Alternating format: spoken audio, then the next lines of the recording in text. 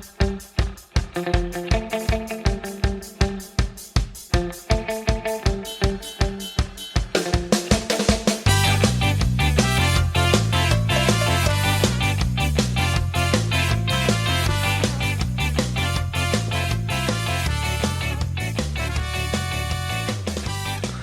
everybody, and welcome back to the iFox Juice podcast. I am your host, Juice, and I'm finally back with my co-host, Rain. What's going on? What's up? And hello to everybody, too. What is going on?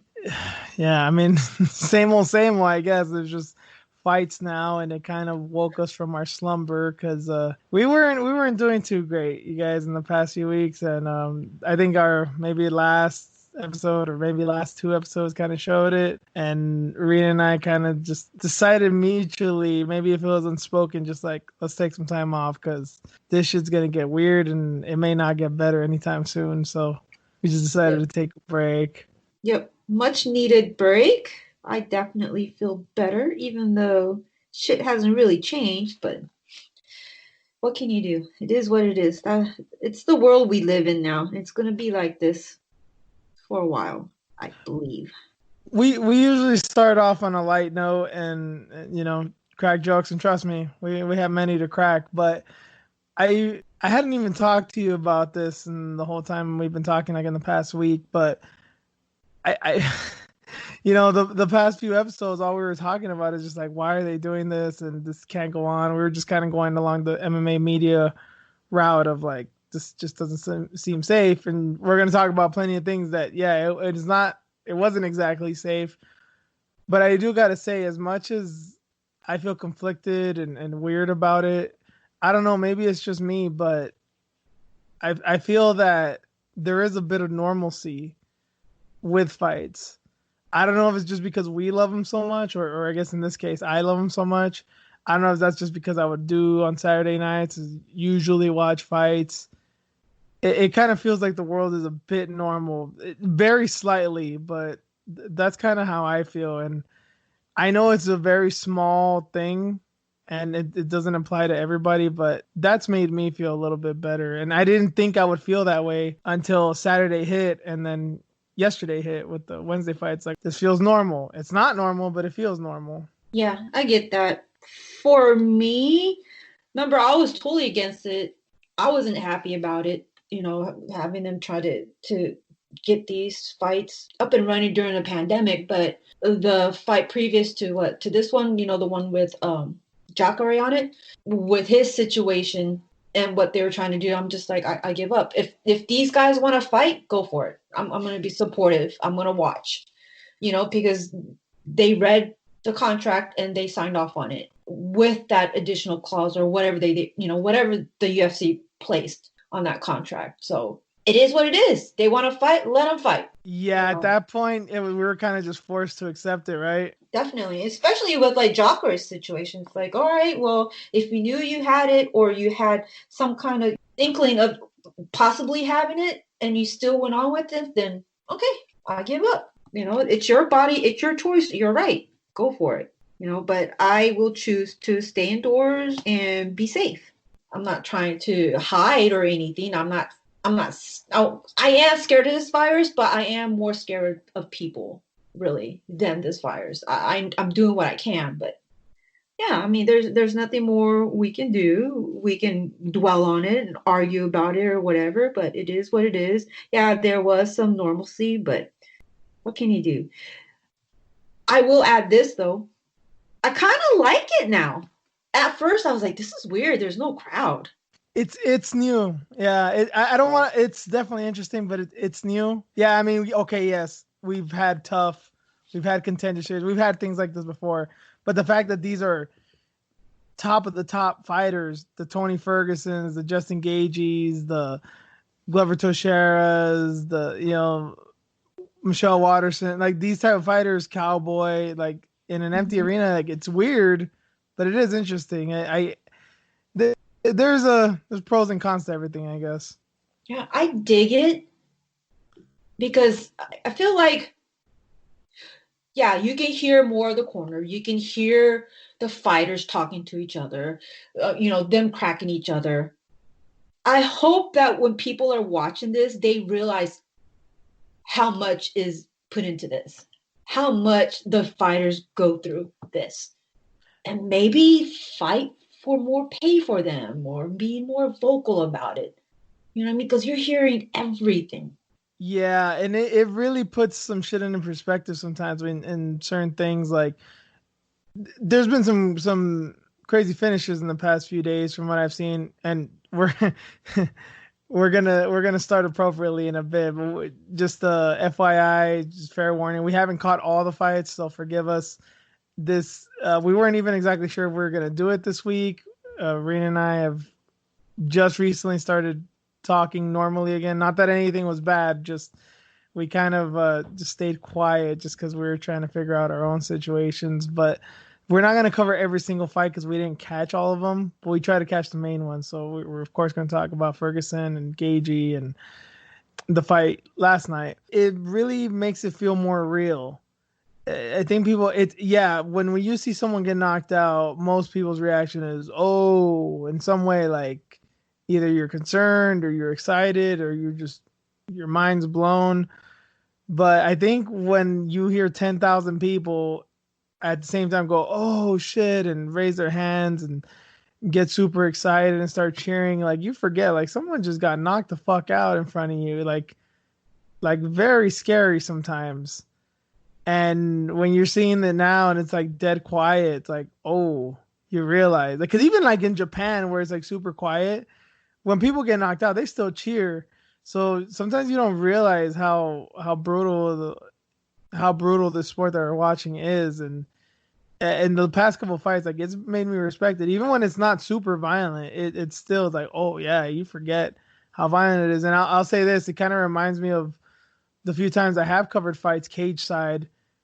It's kind of scary when I've gone like cage side, like, oh shit, these dudes are like really fighting. It's even like takedowns. They're trying to like press each other against the fence. Like they're like full blown tackling each other with like everything in their body and just slamming each other hard.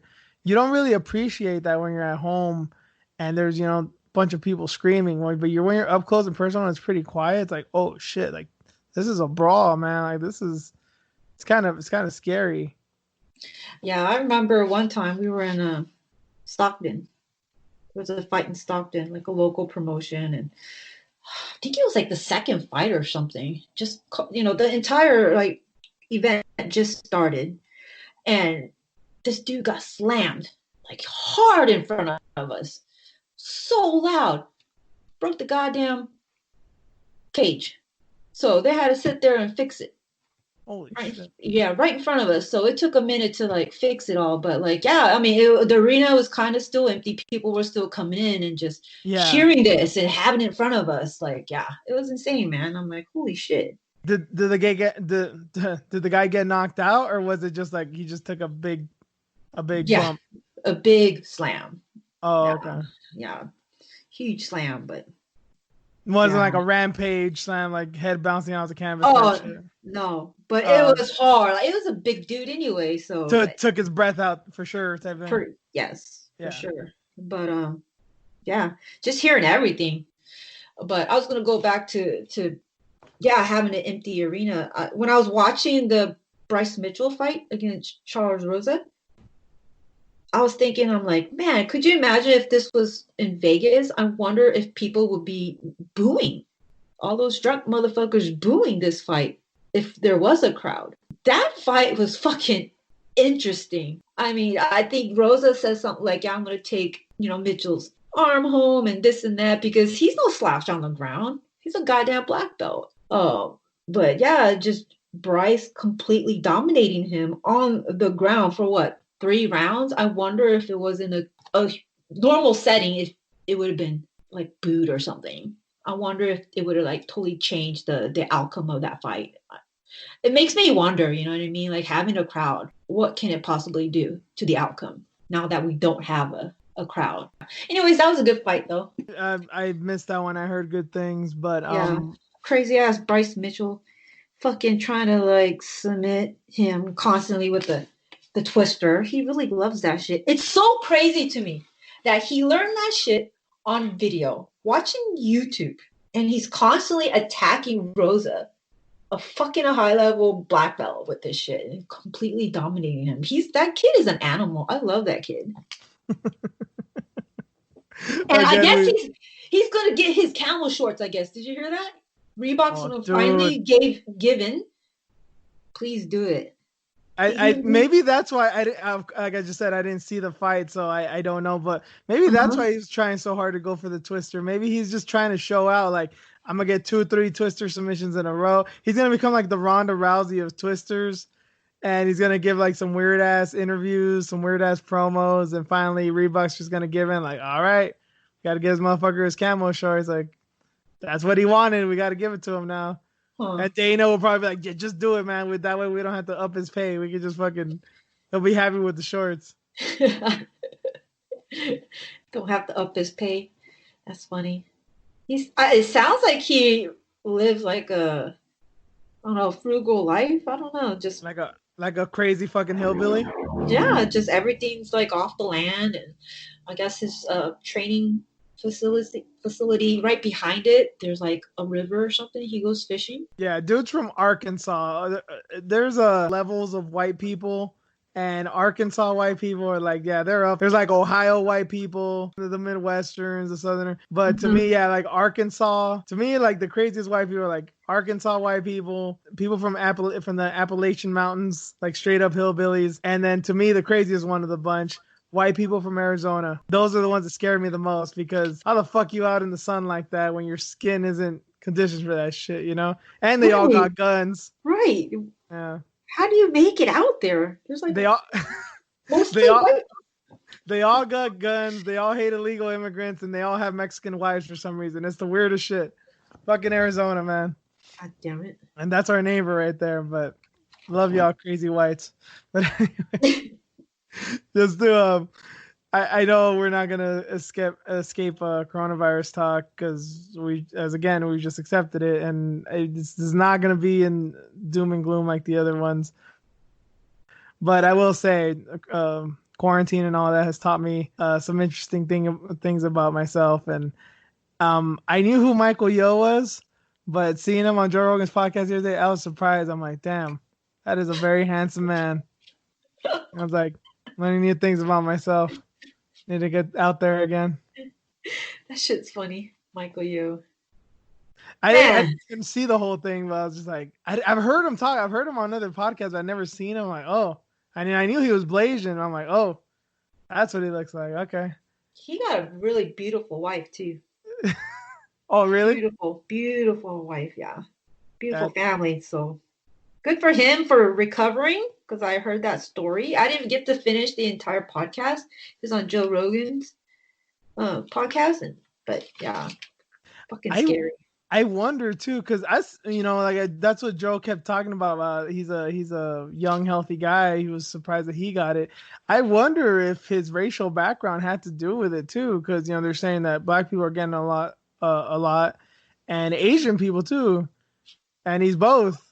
I wonder if that has something to do with it too, because they're finding out crazy shit too that has stuff to do with certain vitamin deficiencies and blood types, and I guess blood types vary a lot by race too. Like most white people are this certain blood type, most Asians are this certain blood type, and it's I guess they're finding out crazy shit all the time. But yeah, I guess the whole racial element, there's a reason behind it. I'm like, man. Seeing the guy, I'm like, yeah, that does not make sense that this guy would have got beat up so bad by the virus. But you stop to think, like, shit, maybe there's things out of your control, like your racial background, that can fuck you up in all this, you know? Well, in his situation, though, he went to New York. So it was already... Right. Oh, so, and yes, we've talked about this off air, too. This isn't, like, concrete evidence, but there's very strong evidence to suggest that there may be mutant strains of the virus, and that is why New York got hit so bad, because it got hit with the same strain that Italy did. And California, although it's bad, it didn't get so bad because we got like the straight Wuhan virus early on. So a lot of people got sick, but not many people died. And in New York, a lot of people got sick and died. So Yeah, that may have something to do with it too. I forgot that he had traveled, and like very recently, right? He had talked to Joe Rogan and traveled, got sick, and he had some crazy ass schedule. He didn't really take care of himself, and it does take a toll on you. Constantly traveling and whatnot, and him being, biracial, hard working on both sides. He probably didn't take a break at all. Didn't even take a moment to himself, and it gets you. That shit is real. He's a comedian, right? He's a comedian, a lot of comedians. A lot of comedians don't take breaks. He's always doing something. He used to be on E all the time, E Entertainment. I don't know if he's still doing like hosting duties or whatever, but I mean, he's a busy guy. So, and then he just started this comedy thing, I think. So he's been touring a lot. So he's been focusing on that. So, I mean, for him, I think it's all these all these different factors. But I think the whole race thing, or, it could be just associated with stress and the amount of work you have to complete to make sure you have, put food on the table and take care of your family, things like that, because it just seems like if you're stressed out, it's going to get you. Yeah, and that's stressed about it. Yeah, exactly. Yep. Exactly. With stress, it's just going to fuck you over. So, yeah, that's another reason why I'm like, I shouldn't be stressing, man. There's nothing that I can do. Yeah. I feel you there. I felt the same way. Oh, and before we officially get started and get into the segments and stuff, because we're bringing the jingles back and everything, Reen, I forgot to mention this when we were off air, but something I should probably bring to your attention. I got an email from someone in the UFC, and I had to sign this anti-disparagement clause. We can't talk about Rachel Ostovich like that no more. I didn't sign it. I signed it for you. God damn it! Oh God!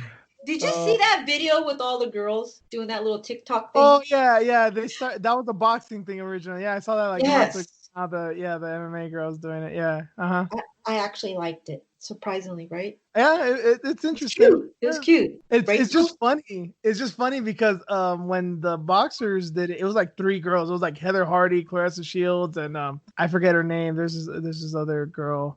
It was like 3 or 4 girls. And with MMA, it's like, fuck, it's never ending. They've done like 5 of these videos already. Yeah, I liked it though, but when it got to Rachel, fucking little extra, but it's okay. You ain't working, so I guess you got a lot of time. What, you had a problem with the backflip? It was impressive. No, it was impressive. It's just when the transformation happened, I'm like, the curls and the ghetto fabulous curls and whatnot. Good Lord, woman. Can you wear some jeans in this one or something? I don't know. We always see you dressed up. This is nothing new. Rachel bashing again. Nothing with Valerie Laredo. You're not gonna throw a thing at her for this one? Nah. She gets a pass? Yeah, she gets a pass. She looked clean this time. Oh God. Man. She is not a perfectionist like Rachel. And that's why I love her. Like let her have her be little dirty feet or whatever. That's fine with me. Dirty feet. Little dirty feet never help nobody. Yeah, pure blood on her white. Oh God! I don't know if it was pure blood. It was like a red spot. Somebody else fucking said something. It wasn't me. I'm just repeating what was on on Twitter. We're barely 20 minutes in. This shit's getting way too graphic. Hey man, we're back to normal, baby. Yeah. And this is how we are. Might as well go back to how we were. I did just want to mention that because it just, man,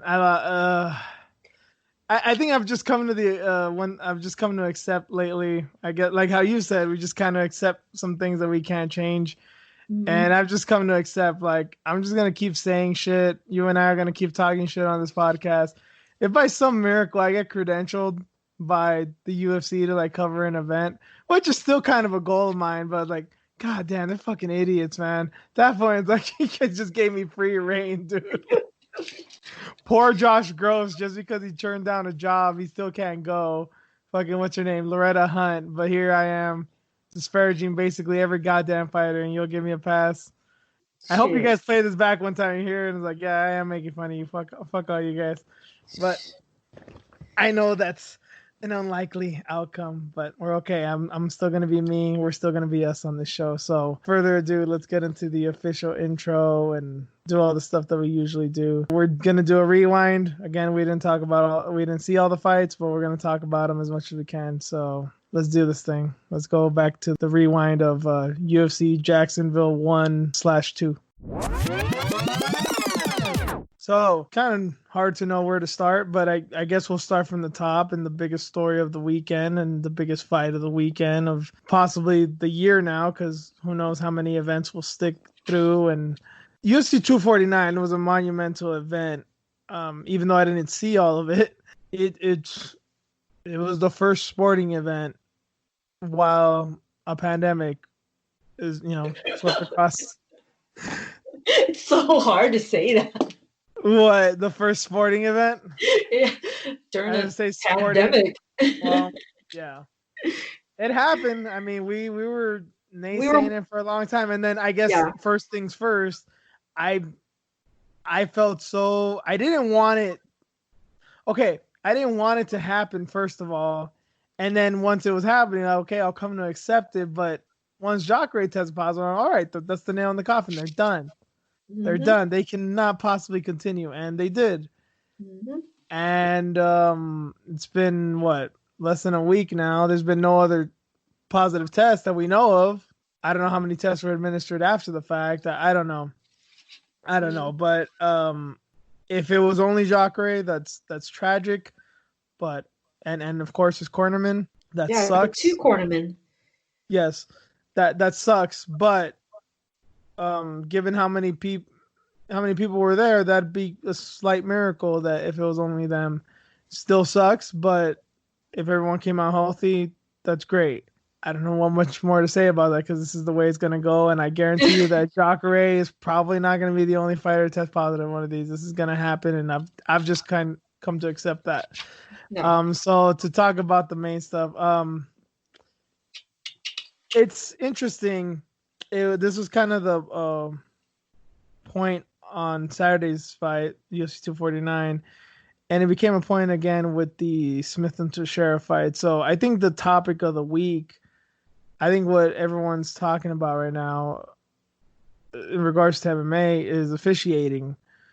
I know there was some weird decisions, especially on Saturday. I guess a lot of people didn't think Cowboy should have lost to Showtime, and although what I did see from the Michelle Waterson Carlos Esparza fight was pretty boring, I guess a lot of people thought that Waterson shouldn't have lost that fight.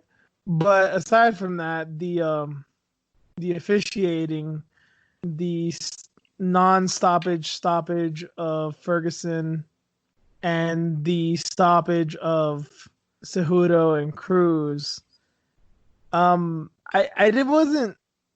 was not okay. Let's start with Cruz, I guess. Were you in agreement with the stoppage? I mean, I understand why they did it, but could it have gone longer? Yeah, I mean, I was happy either or. Henry was dominating him, okay? It may have not looked like that, but just the speed, the power, that was my takeaway from it. I thought that Henry would have a hard time with Cruz just because of the size difference. Just them squaring up, I'm like, whoa, there's a huge, size discrepancy here. And then once they're in the cage, I'm like, holy shit. Now look at Henry. I'm like, holy fuck, dude. This is his weight class. He doesn't have to go down to 125 and deplete himself. He's happy where he's at. He looks great. I had no problems with it. Yeah. I'm usually the one to stop the fight earlier rather than later. I can live with that. Obviously, I'm not a fighter, and I'm not the one getting paid to do this shit, so I know it's easy for me to say, but I don't like, as much as I love MMA, I don't like people get hurt more than they need to be. Yeah. Finish the guy and get out. You don't need to put excessive punishment on him. And it's tough, and I tweeted about this after the fact. I was going all in on Cejudo against Dillashaw because I didn't like Dillashaw, and I like Cruz. So I didn't like one guy, and I do like the other guy. And the stoppages were pretty similar, and I realized that. I'm like, they're pretty similar. But I was okay with the Dillashaw stoppage. And I wasn't okay with this one. Now, I'm not going to throw my fist in the air or nothing about it. I just didn't like the stoppage. But I don't know. I was like, why am I okay with Dillashaw and I'm not okay with this one? But the reason I disagree with him more than anything, I know what Cruz was saying that like, oh, he was getting up when it was stopped. And I've seen fights get ended like that. And he's not the first. He's not going to be the last. But the reason I disagreed with the stoppage was the fact that I saw intelligent defense. He got fucked up. Don't get me wrong. That knee was brutal. And he did get hit quite a few times after it landed, but I saw him cover up. I saw him try to go for a takedown. I saw him evading strikes. I saw him trying to get up. I'm like, okay, when you're doing everything you can to defend yourself and or fight back, I don't feel it's right to stop it because like if you're just covering yourself up, that's not defense. And if you're just trying to get up and keep getting punched in the face, that's not really defense. So like, he was trying to do everything. That's why I'm like, whoa, he's still in the fight. Clearly he knows what to do because he's trying a bit of everything. I can see that. Whereas Dillashaw, from what I remember, he kind of like flopped to the ground and they stopped it. And then he got up afterwards like, oh, okay, you weren't hurt, but you weren't doing anything either. You were just taking punches and didn't really do much about it. No. Yeah, Cejudo was landing hard. Obviously, the kicks were brutal. And I will say this, I guess, in defense of Cejudo, there was an inadvertent headbutt that cut Cejudo, and that was the turning point, basically. No, not that Cruz was winning before that and then got lit up. He was losing, but he was throwing back. He was doing better in the second round. But then that headbutt happened, and I was like, oh shit, I wonder what's gonna happen because Cejudo could get scared. Some even fighters get scared of blood, believe it or not. And then probably especially in this environment, maybe even more so. Of course, you get scared that the doctor's gonna come in and stop it. And I wasn't surprised. Cejudo got real pissed. I kind of expected that. I wasn't surprised that happened, but it seemed like Cruz was not expecting that because they got back and they like touched gloves and immediately he got clocked with that knee. It didn't seem like he was expecting that. And as smart of a guy as Cruz is and as much of a veteran as he is, I think he should have expected that. I do put it a little bit on Cruz that he got caught with that because you knew he was going to get pissed. You knew he was going to do something wild. I felt like I knew that. I was pretty sure that a guy like Cruz would know that, but that's just my 2 cents on that. I don't know. I think he's been out for so long, so what can you do, man? And he shouldn't have been in there in the first place, so. What, the whole he didn't deserve it because he hasn't won a fight in God knows how long? Yeah, and then Aldo was supposed to be there, but Aldo couldn't get out, and Brazil's a mess anyways right now, so. I mean, either or. Yeah, it's like, I thought it was kind of ironic that I didn't think Aldo deserved it. I know that too. I know a lot of people didn't think that he lost to Marlon Moraes. I did. I know it was a close fight, but I thought he still lost. And shit, even if he did win, it wasn't that impressive. So I didn't see what the big deal was. But I did find it funny. Like, all right, they gave it to a guy who didn't deserve it, who was a legend in the sport. Mm-hmm. Now they give it to another guy who doesn't deserve it, who's a legend in the sport. But at least he's a legend at bantamweight. So I'm cool with it. Gotcha. So yeah, but yeah, it's now crazy because I guess he really is going through with this retirement. So Henry is going to be out, and what did Dana White say? Yan. It's going to be Yan and somebody else. Peter Yan. Yeah. Mm-hmm. It has to be Sterling, right? That's what I kept thinking. I was going to ask that too. I'm like, Sterling's the most obvious one, but there's a case to be made for Cruz. Not a good one, but there's a case to be made for Cruz. And then I totally forgot about Sandhagen. Mm-hmm. Oh, and that's who Henry mentioned too. Maybe do a tournament or something. And remember, Sandhagen was supposed to fight Cruz at the San Diego event that's supposed to happen in a few weeks. Woo! I know. Obviously, say what you want about the stoppage, Cruz did get fucked up in that fight. So it should be a while till he comes back. But then again, knowing Cruz, who knows if he gets injured or if he's really pissed off about this one. Who knows if he even wants to come back? I don't know. Yeah. Well, maybe they should do Sandhagen and No, but that's still Sterling's still out. Yeah, do a tournament. Maybe that will make it interesting. Do something different. What do you think about a tournament, bantamweight tournament? There's just so much talent there, so many dudes that deserve it. That although I think on paper that's a good idea, like I think they should just give it to one of the guys because between Sandhagen and Sterling, it's really a toss up, honestly. And I say this as someone who loves Sandhagen and does not like Sterling, who's never liked Sterling, but I can see that he's clearly earned this. Yeah. All I want to see is Yan at least fight for it too. That's all I care about. I would prefer Jan and Sandhagen because that's just a style matchup that I'd love. Mm-hmm. But although I think Sterling would lose to Jan, I'm not gonna sit here and tell you that he's not a problematic matchup for him. I think Jan and Sterling is the more interesting fight. I think Sandhagen is the more fun fight. Yeah, you're right. I'm okay with either. I mean, I want Jan and Sandhagen, but I'm not going to cry about Jan and Sterling because it's like, we'll see. I know this is a kind of a weird comparison, and I guess it makes sense a little bit because Sterling trains with Weidman, but it kind of would remind me, obviously the legend status and all that is nowhere near this, but just kind of stylistically, if it was Jan and Sterling, it kind of reminded me of Anderson Silva versus Weidman because, Sterling's a good wrestler, good submissions. He's kind of awkward with his stand-up. And Jan's just this phenomenal striker with crazy power, crazy knockouts. That's interesting. And I've always liked those type of matchups. So I was like, and then again, like I said, with Sterling's background, he does train with Weidman. So, and Weidman has beat and fought a lot of strikers. Well, back when he was good. But still, he could have that wisdom from Weidman from his past fights. Well, whatever happens, I hope it happens soon because that belt's been held up for a while. Just make it happen. Whatever they do. It's funny that Cruz lost the belt and left. Well, got injured again and wasn't even in the division. But in his absence, the belt was still being fucked with because of goddamn Cejudo and Dillashaw. No. Wait, speaking of Dillashaw, isn't he coming back soon?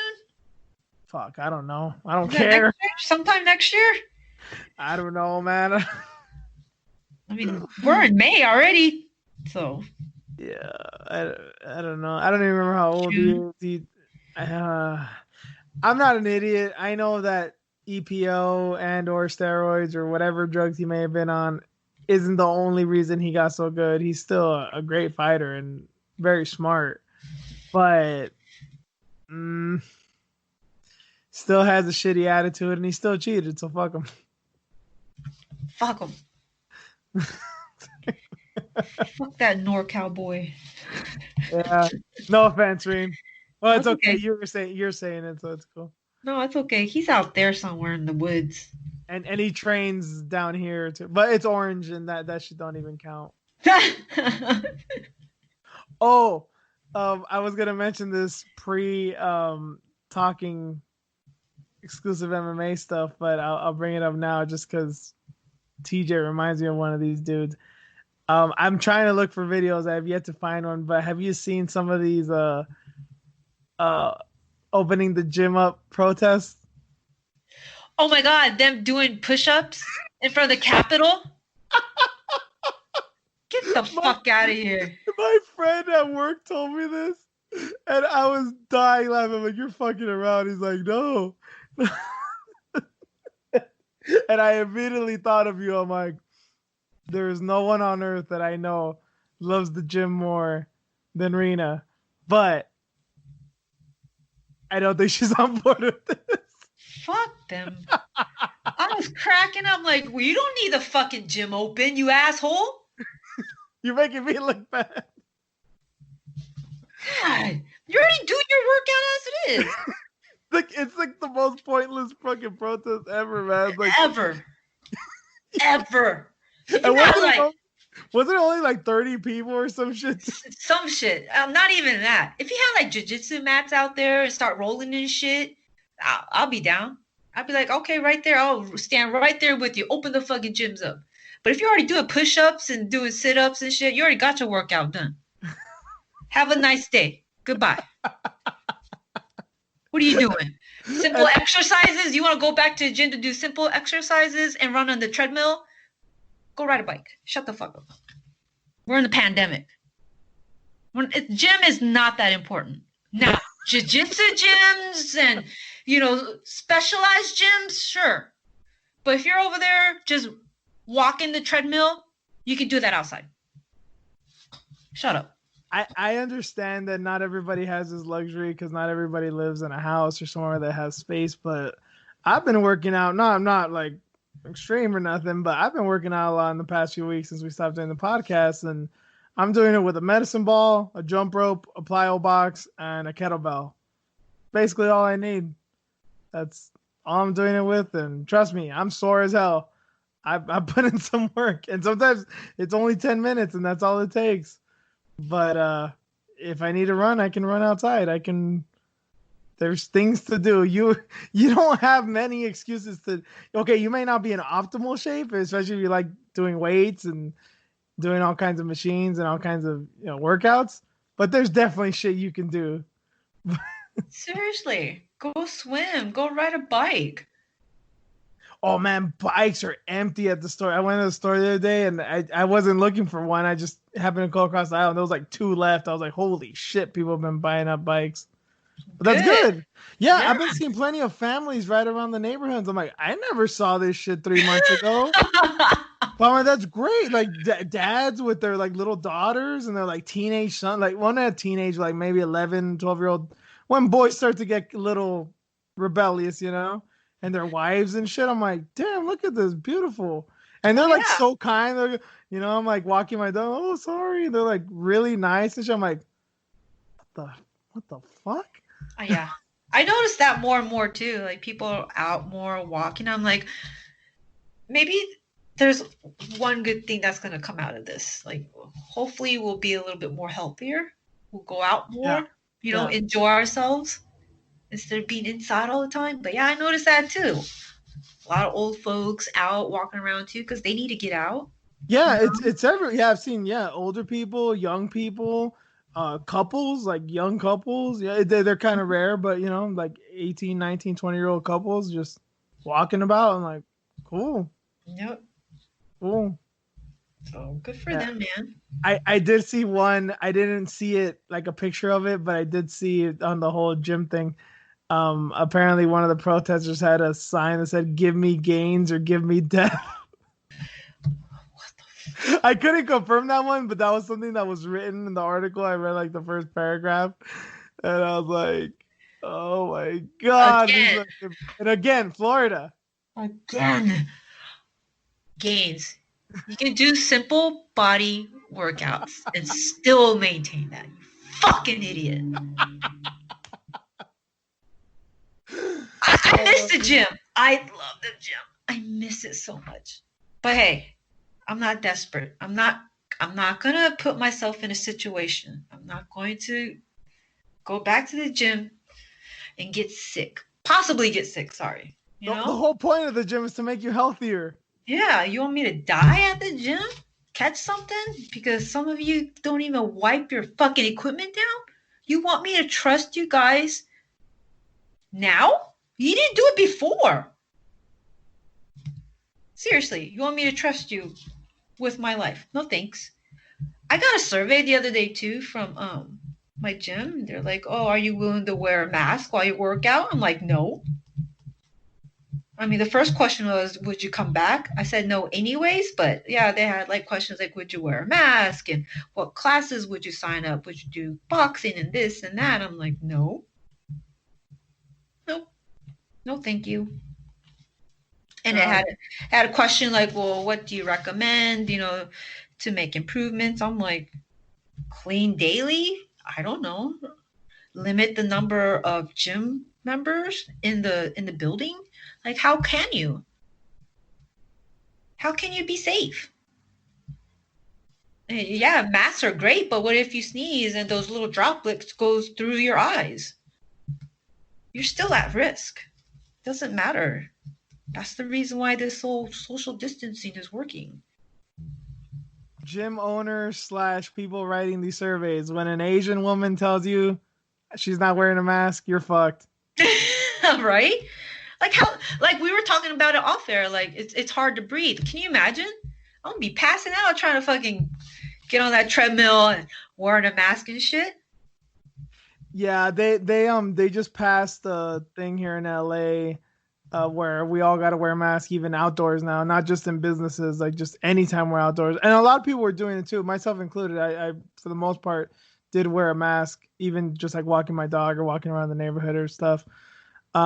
But yeah, some of the masks are uncomfortable, and some of them, if they are comfortable, I don't feel necessarily safe in them. So I gotta invest in the little disposable blue mask, the little like non-surgical mask, because that's like the only ones I can actually like breathe in and be comfortable. I was like, I've been wanting to go to a run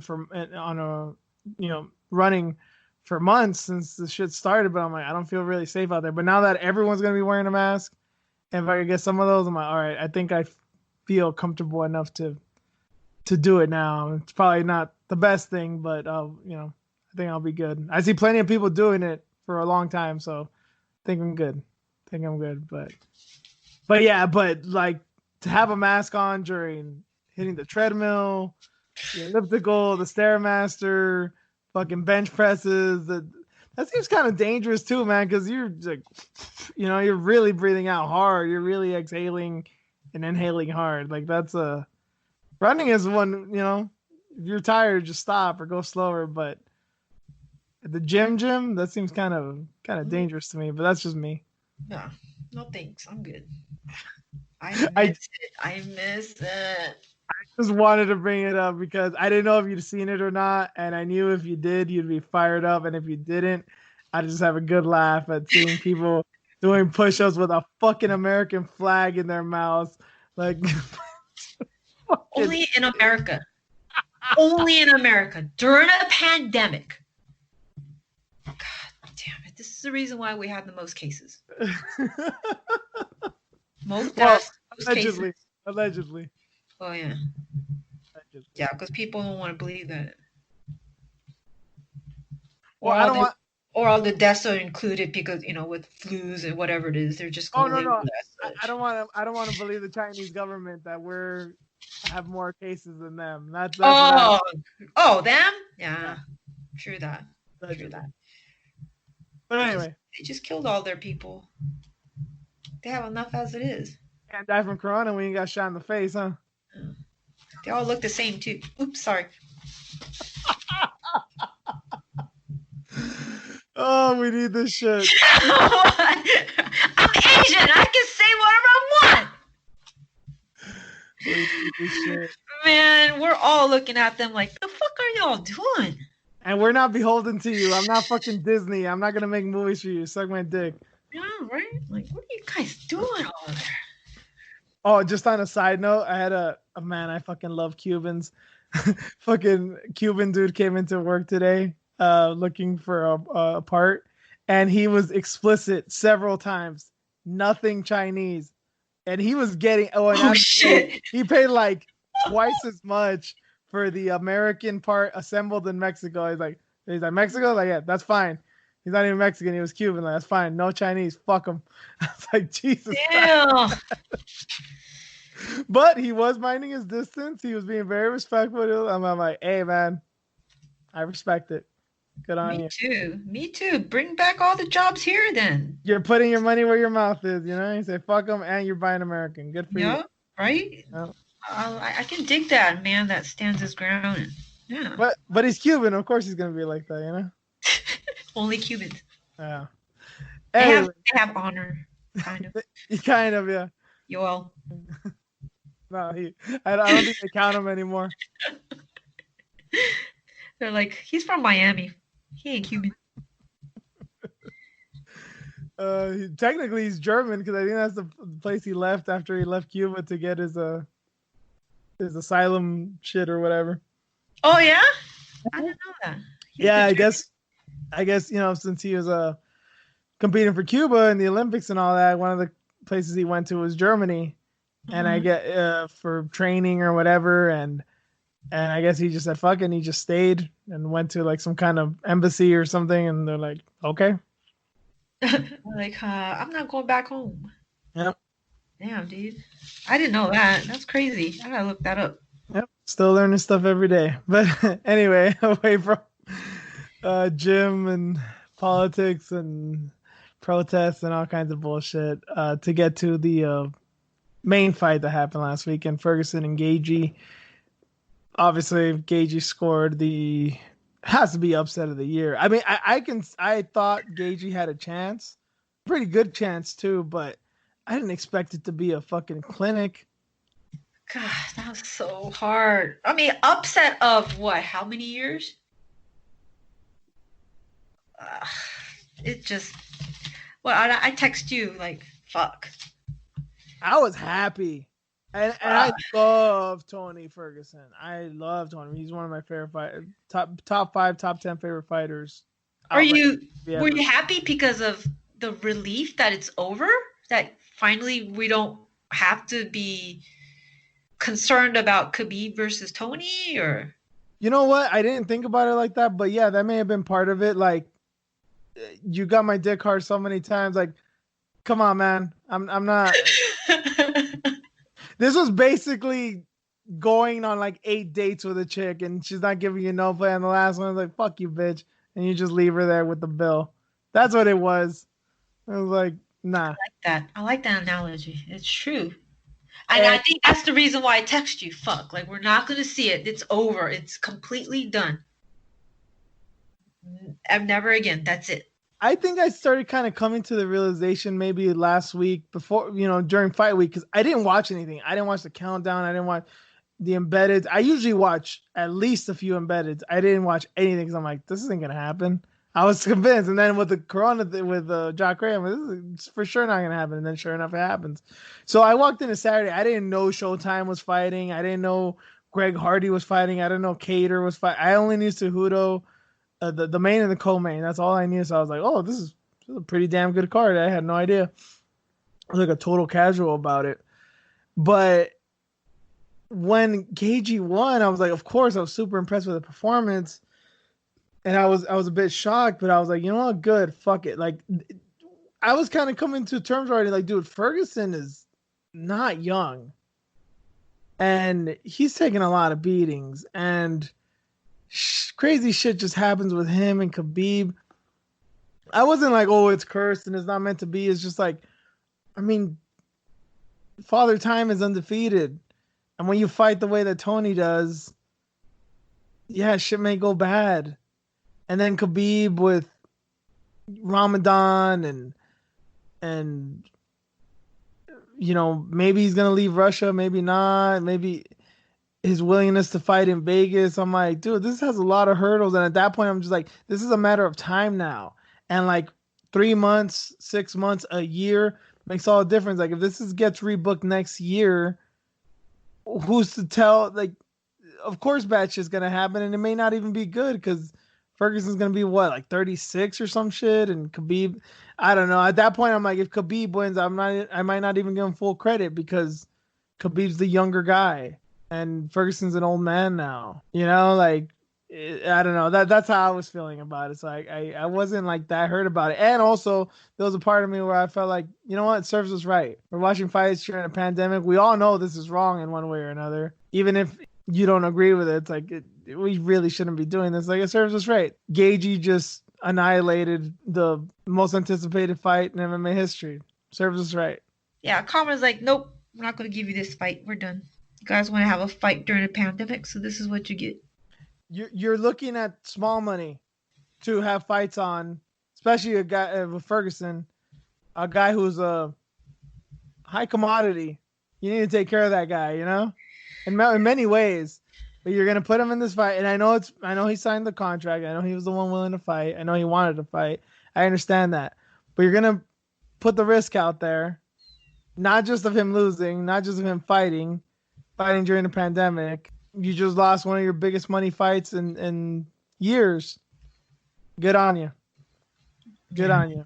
And I've always liked Gaethje, so I've always said that Gaethje is a problematic matchup for Khabib, and likewise Khabib for Gaethje. So, of course, the thing with the same thing can be said with Ferguson and Khabib. That's why we wanted to see it.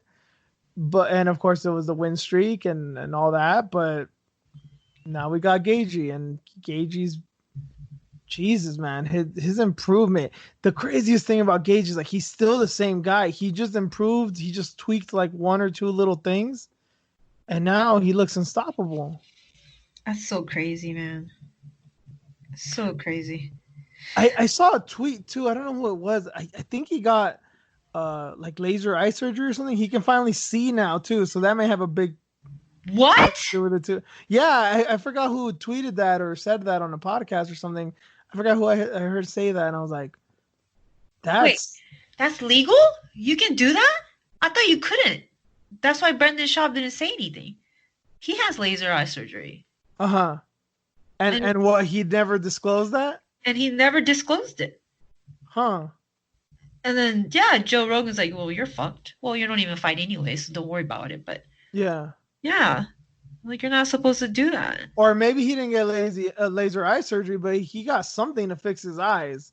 And I know how fucking blind Gagey is. He talked about it, and everyone's like, it's true. I remember Jack Slack did a video on this, and I thought about it before I ever saw this video. I'm like, I honestly think that one of the reasons that Gagey fights the way he does is because he's blind as a fucking bat. He fights purely on instinct, and he brawls and has to have people close to him because he's just going to be swinging that air because he can't see shit. That makes total sense. And now if his vision's good and he can have a little distance in between, and then you saw some of the slick shit he did. He went like to a low kick, to a left hook, and while he cut an angle, like he is incredibly technical. And I never thought I'd hear that about Justin Gagey. And don't get me wrong, I didn't think Gagey was an idiot, that he was just some brawler who had no technique.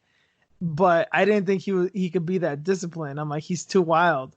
Like, it's not just that he hits hard and he's a brawler. Like, he's wild. Like, he likes to fight like that. Mm-hmm. That's the way, that's the way he feels alive. That's the way he can do it. But now we know. And credit to Trevor Whitman too, man, because genius. Yeah. And okay, so you said you saw the Teixeira Smith fight, right? Yes.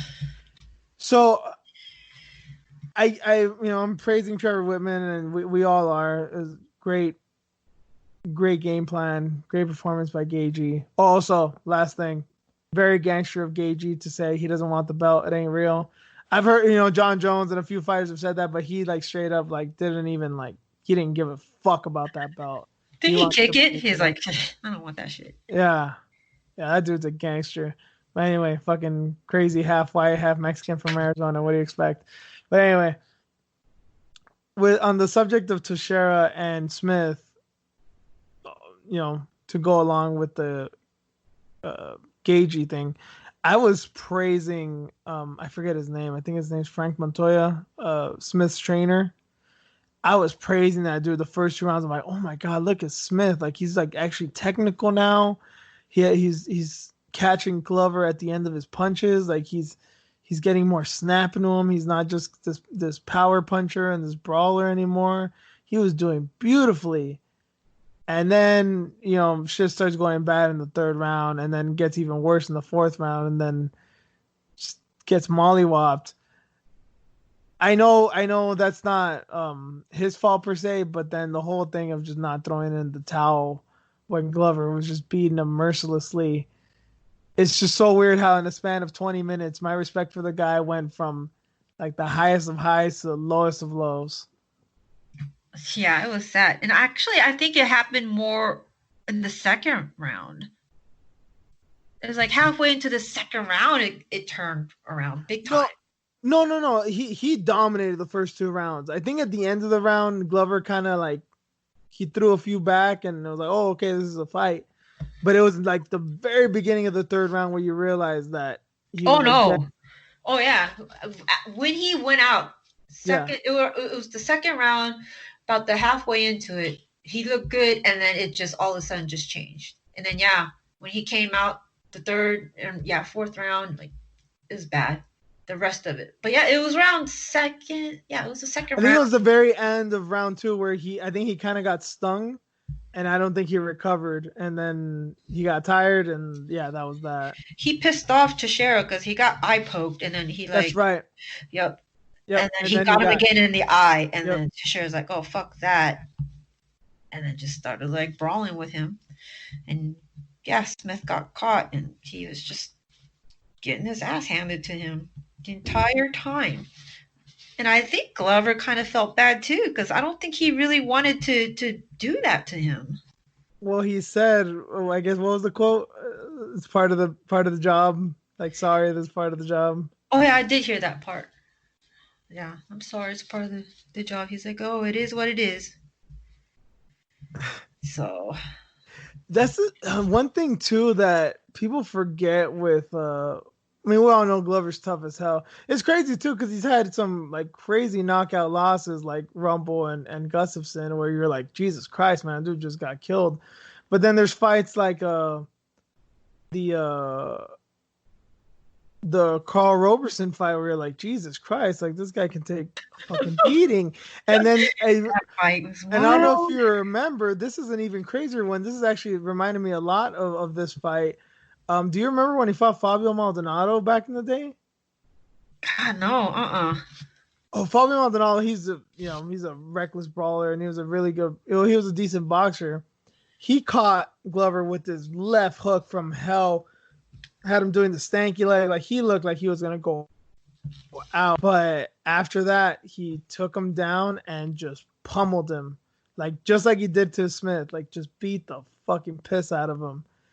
And it reminded me a lot of this. I don't remember if that fight got stopped or not. It's been a while, but I was like, Glover does this, man.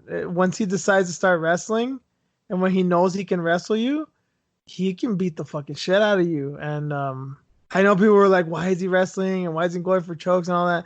I think the main thing with the wrestling, he was trying to choke him out because I think at the end of the day, as much of a badass as he is, Glover's a nice guy, and he didn't want to beat him down too badly. I think he wanted to present him the choke like, hey, if you want a way out, here's your chance, you know? Right. And I know fighters have done that because I know fighters have been like, yeah, I didn't need to go into that choke, but I basically decided to give up. Smith's a warrior, so he couldn't, but I think it was by the time he realized that it was a little too late, fifth round, and then that's when he realized, okay, I'm gonna have to kill this guy to get a win. So I finally got to do it now. So sad, man. Again, how we said in the beginning with the no audience, that it got real scary, huh? Yeah. Got to see James Krause though. He coaches Smith? Yeah, he was in there. Oh, okay. He was in his corner. Yeah. Of course you saw him. A little disappointed that he didn't like look out for his mans, but I don't think Anthony would have. He took too, though. That's true. But he's on the other side. And at the same time, though, I don't think Anthony would have forgave him. You know what I mean? If he would have stopped it too. So, because just, being a fighter and all that and having that same understanding.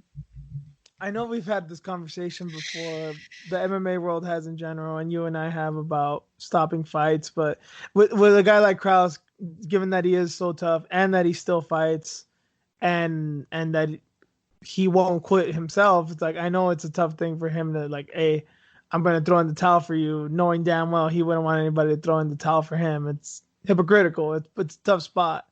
Yep. But other coaches, like, come on, man, you're at the end of the day, if you're not a fighter, definitely not an active fighter, you got to protect your guy. I mean, part of the thing with fighting too is not just about that you can whoop ass, it's that you can defend yourself. If emphasis on the defend, you can defend yourself. If someone's attacking you, you know how to defend yourself. Anyone can learn how to fight on fucking, how to throw a punch or whatever on YouTube. It's on the coach to teach you, okay, this is how you defend yourself. And when you can no longer do that and they're still throwing you out there, it's fucked up. Yeah, it was unnecessary, especially when he was like losing teeth, man. He couldn't even like keep his mouthpiece in. Come on.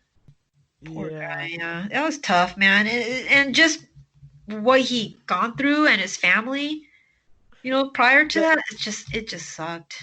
So that is another thing I wanted to add to this. His coaches know what happened to him.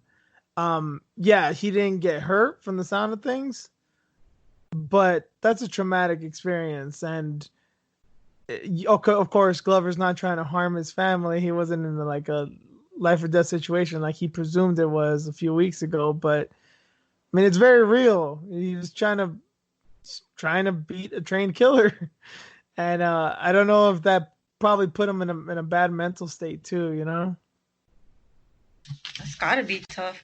It has to be. maybe he wasn't all the way up for it. You know. I think so. I think it was both ways. Like Glover is that good. He can still hang with the young kids, Yeah. the young guys. He's been on what? This is his 4th win. So he's on a 4-fight win streak. Yeah. And then Anthony's case, it's like, yeah, he wasn't sure if he was going to fight or not. And then while he was training and gearing up for this fight, there's an intruder in his home trying to do whatever. Trying to hurt him or... Did you see that video, by the way? I'm sorry, I have to like change this, but did you see that video with that kid like screaming? It creeped me out. Yeah, it was weird, man. It was weird because you and I talked about this a lot, and the thing we talked about on the show too about I was convinced by reading it and some of the shit that Anthony said. I'm like, this kid's on PCP. This guy's on crack. He's on a really hard drug. He has to be. And seeing that video, I'm like, I don't think he was on drugs, but he also didn't look mentally ill. So what the fuck was he like in a trance? Was he just did he just have like a mental breakdown? Because he just looked off. He just looked off. It was weird, man. And yeah, and then like just the fact that he was telling Anthony while they were fighting that I have a weapon and that there's more people. Like it didn't even look like he tried to rob him or something. Like, I didn't think he didn't look like a burglar. It's odd. And then looking at him, like he did not look that intimidating. He looked not scrawny, but just like some normal white dude. But yeah, he was fucking crazy. That shit was odd. Yeah, so that and just what he had gone through and just seeing his family scared, like, yeah, it probably did take a toll on him. Yeah, that video still creeps me out. Yeah, especially that it looks like a horror movie, like the right video. Yes. Yeah. Oh my god, like he belongs in The Ring or some crazy ass movie. Creepy. I just feel so bad for Smith's family, man. Like they went what they went through, and now Daddy's coming home with a few less teeth and a broken orbital, and homeboy got beat the fuck up, man. That's and during the pandemic, it's just fuck. That's good news. That is fucked up, man. I just hope they took care of him. I just hope they took care of his hospital bill. I don't know if that's in the contract, but who the fuck knows anymore, right? Right? Crazy, but yeah. At least Jacare got paid. Well, we don't know to what extent, you know. Whenever Dana says we're gonna take care of them, I raise my eyebrow. I'm like, God, I hope fully, or like half or most of it. Like, come on, man. I hope with him, I hope they did, because he wasn't he fighting to keep his house? That was his reasoning, yeah. And then prior to that, he was having some mental issues too. So he was going through all that. Yeah, he didn't have like a really good past 9 months has been rough for him. Yeah, and he lost to Blankovic. Oh, he lost to Hermanson too, right? So, yeah, it's been a while. Mm-hmm. But yeah, that was Smith and Glover. Oh man, Glover, he's got it. He didn't move at all in the rankings, which I understand because Gus is ahead of him too. And Gus retired. Is he officially retired? Do we know? Because he's still in the rankings. It's been a while. Yeah. To me, and that's another thing that I think they should. I know nobody gives a shit, and that the rankings are a joke anyway, but I think it would be a decent thing to do just by policy. Like, hey, you said you're retired. Okay, you're out of the rankings. Yeah. Like, okay, that's that. Get him moving. If you want to come back, I don't give a shit if it's in a month or two or a year or two. Or you're earning your way back. You said you retired. Now that you want it, you gotta earn it. Mm-hmm. So, yeah. I do want Glover to have a title shot, but I don't think he's gonna get it. Fuck. Well, he said he wants to follow in the footsteps of Romero and Couture and the old timers, right? Yeah, because I mean, who would Jones fight? Jan? That seems to be the number one contender. But then he says he would like to rematch Reyes, and at this point, that seems like a bit of a money fight. Maybe not a big money fight, but it would definitely get interest. Because even if you didn't watch that fight, people know Jones should have or almost did get his ass beat by this guy. So. Yep. Oh, and Thiago, he's putting his name in the hat. I guess he's coming back already. There's that one too. You want him so bad to beat Jones. He didn't have legs. Could you imagine if he had both knees? Well, I can't imagine because I don't know what would happen. I assume he would win. I think so. I think that he would have had. I mean, people are pissed that Jones won. Yeah. So he may have been knocked out. You never know, man. If he would have been able to put all that weight on his legs, Jones would have probably, I don't know, been carried out. Especially since, Thiago's going to be fighting for a baby and shit. We'll see how it happens. Not your baby, but yeah. Yoko's baby. I mean, Yana's baby. Respect, Rain. Respect. I will put a non-disparaging clause for Yana's name. I will do it, Rain. Don't think I won't. Got to think about the future of the show here. Have some respect, lady. I ain't messing with her. Just because you're jealous. Yep, I am. Okay, at least you admit it. Damn it. Thought I had a chance. Just kidding. We all do in many ways. We all have.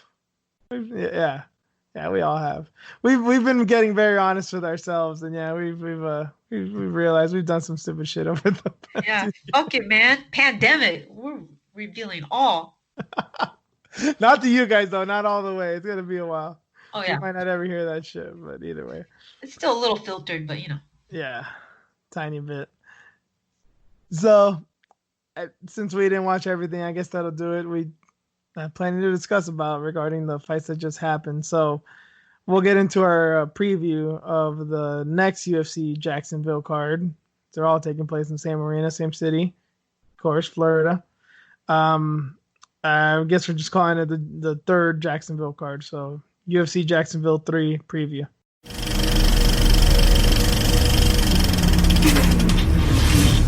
First fight we wanted to talk about, Courtney Casey is fighting Mara Romero Barella. Casey hasn't fought in quite a while, and Barella hasn't been doing good.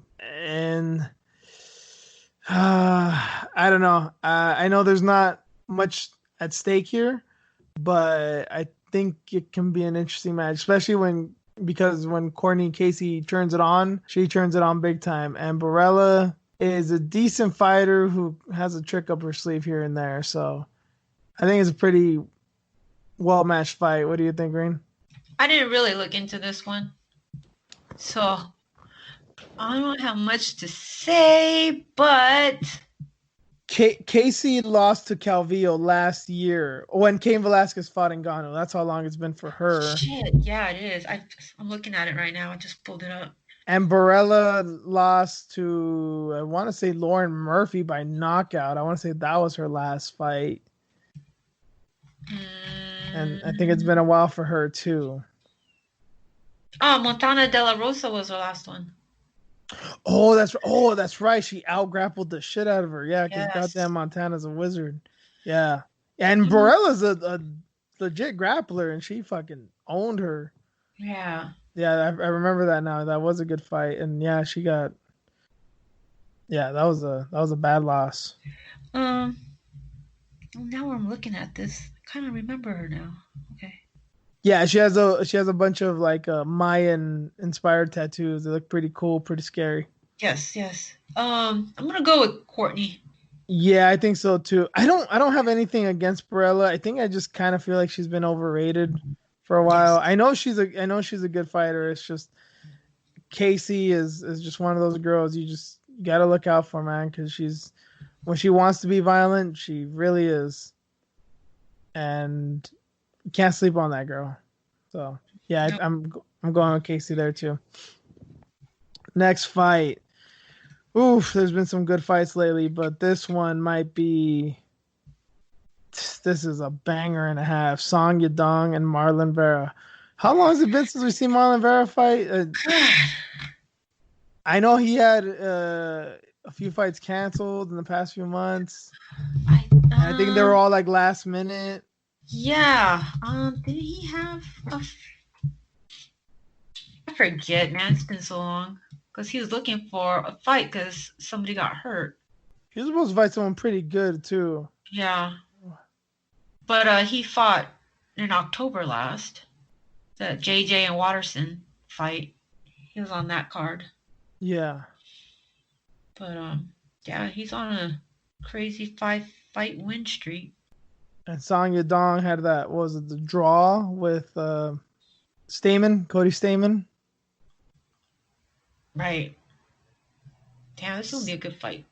Yeah. I mean, I don't think I can ever choose. I can never pick against Vera. So, and I like Song Yadong, but especially with the last performance of Stamen, Stamen's a very good fighter, but if he had trouble there, I think Vera was going to chew him up. I think so too. He's just wild. And then Vera too. I mean, he's got an iron chin too. Song Yadong's got crazy power, and he could very well drop his ass, but Vera just is going to get up and he's going to get pissed and he's going to fuck you up, man. Vera's a scary, scary guy. Should be interesting. Chito Vera all the way, man. Edson Barboza is going down to featherweight. This is his first fight at featherweight. He's going to be fighting Dan Ige. I don't know if this is a smart choice by Barboza. Both in weight and both against Ige. Mm-hmm. This is tough, man. Props to him. Major balls on the guy to take on this dude while going down. But I mean, big risk, big reward. But Ige's a monster, man. He's been looking so good lately. Oh. The other thing I'm worried about with Barboza too, with him going down in weight. Barboza may have been, if not one of the fastest guys at lightweight. If him going down, I don't know if he's going to retain his speed, and even if he does, the featherweights are pretty quick anyway, so it's not going to be anything new to them. He's just depleting his body for what? Ige just beat Bektic, and he's a great athlete, and he's very fast himself. So I don't think it's going to be anything that he hasn't seen before. Now, granted, Barboza still has his leg kicks, his body kicks, his spinning shit. World-class Muay Thai. I mean, he's no joke, but I'm a believer in Ige now. Man, and Barboza got knocked out by Gaethje, and he had a really hard battle with Felder. Yeah. I'm going to go Ige too. Yeah, I don't know what the line is. I'd like to see it, though. I'm pretty sure Ige is the favorite, but I want to know by how much. Yeah. Next up, Angela Hill, our girl, is fighting another iFox with Juice favorite, Claudia Gadelha. What you think about this one, Rain? Can you hear my smile? I kind of can. I love Angela. I think I have a crush on her, honestly. That's fine. I have a crush on Michael Yo, apparently. Every time she tweets something, I'm like always smiling. I'm like, oh, it's Angela. And I didn't feel like that about her before. So that Joe Rogan interview is shit, man. I think she told me, yeah, I want to be friends with her. I want to hang out with her. I'm going to go do like cosplay with her. I don't know, play video games with her or something. Talk about her, her grandfather getting kidnapped by the aliens? That's still so funny to me. I want her to come back and talk about that. Hopefully they'll get together and do that after this fight. I want to hear it. Like, what did she hear from her grandpa? It's so funny that usually with Joe Rogan show, sometimes there's things that don't really surprise me with some people, especially like with recurring guests. And sometimes I hear people go on about, I expected him to say some shit like that. I expected him to believe shit like that. But there's two people that have gone on the podcast, like totally changed your mind about stuff. Kevin Lee and Angela Hill. When they went on the podcast, they're like, oh shit, these motherfuckers are cool as hell, man. Like, they're, with Lee, it was like, I know everyone thought he was just kind of like this kind of like hood dude that kind of ignorant, Then we find out he's very smart. He's very smart and very humble. He just kind of puts on that act. And then with Hill, it's like, we knew she was kind of goofy, and then you realize, like, fuck, she's just got loads of personality. Yeah. And of course, she's been improving a lot. Her skills are great. Mm-hmm. Yep. Was she right on her Twitter post? Bitch fucking season or something? Was it bitch fucking season? I forget. Something. I was cracking up. I saw it. I don't think. What was she talking about, Gedalia or something, or? No, it was like a sparring video or something. Oh. Yeah, she put down like bitch fucking season. Or... Was it with Beck?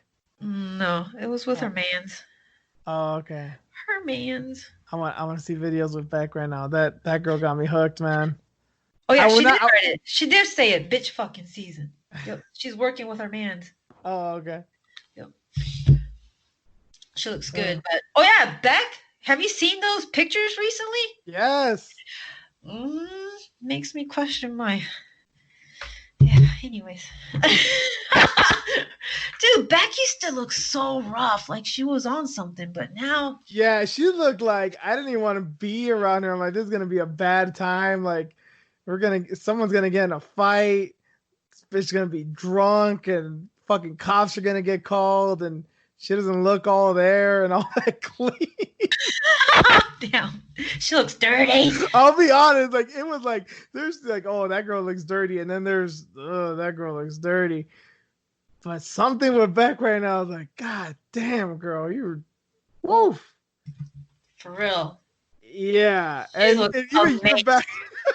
And even you're backing me up on this. Yes. That's kind of rare with some of the girls I'm into, but Jesus. No, it's just something about her now. It's not like she lost weight or anything. I don't know what it is. She didn't get plastic surgery. No. Did she shower? Is that what it is? It's just something simple as showering? Sorry, Beck. I'm just trying to figure it. I want a transformation like that too, girl. I'm not trying to put you down. I'm just trying to figure this out. Even like the whole thing of like, oh, it's filters, and it's like, no, because like even in like MMA fighting interviews, like she's just glowing, like, and she's like talking different too. Like she's like, I don't know, it's fucking weird, but I dig it. I dig it a little too much. She Beck, you're a few pictures and videos away from me possibly getting an OnlyFans. I'm not gonna lie. Same here. Can I use not it? Gonna lie. Can we go half? Let's go half. Oh God. I get weekends. I get weekends. You can have it during the week. All right. You're at work anyway, so. Oh man. Yeah, I don't know which one it was, but she had like a gun on her and everything. She had like black on. And... Like an actual gun, not her tattoo? No, an actual one, I think. Yeah, it was like strapped onto her. And I was like, God damn, look at her eyes too. I'm like, fuck. Look at you, girl. I wonder if that's just maturity or what, but yeah, she looks good, man. Good for her. Yeah. Props to Beck. Anyway, though, talking about her teammate Angela Hill. Oh yeah, that's right. Sorry, we went the other direction. Oh yeah, Hill. I'm trying to remember. Okay, was Gedalia's last fight Randa? That's what I remember last seeing, and I feel like that was a while ago. Remember, she was supposed to fight Alexa. Remember, and she missed weight or something, right? Oh, that's right. The Connor fight, Connor and Cowboy. That's right. That's right. So they and just she was gonna take the fight even though she was like 6 pounds overweight. Yeah. And then prior to that, she was supposed to fight Calvillo, but Gadelia pulled out because she got hurt. That's right. So yeah, she's it been. has been. So I think Randall was her last fight. I think that So was yeah, like last July or something. technically yes, Ronda was her last fight, July. Yep. So yeah, she's been out for a hot minute.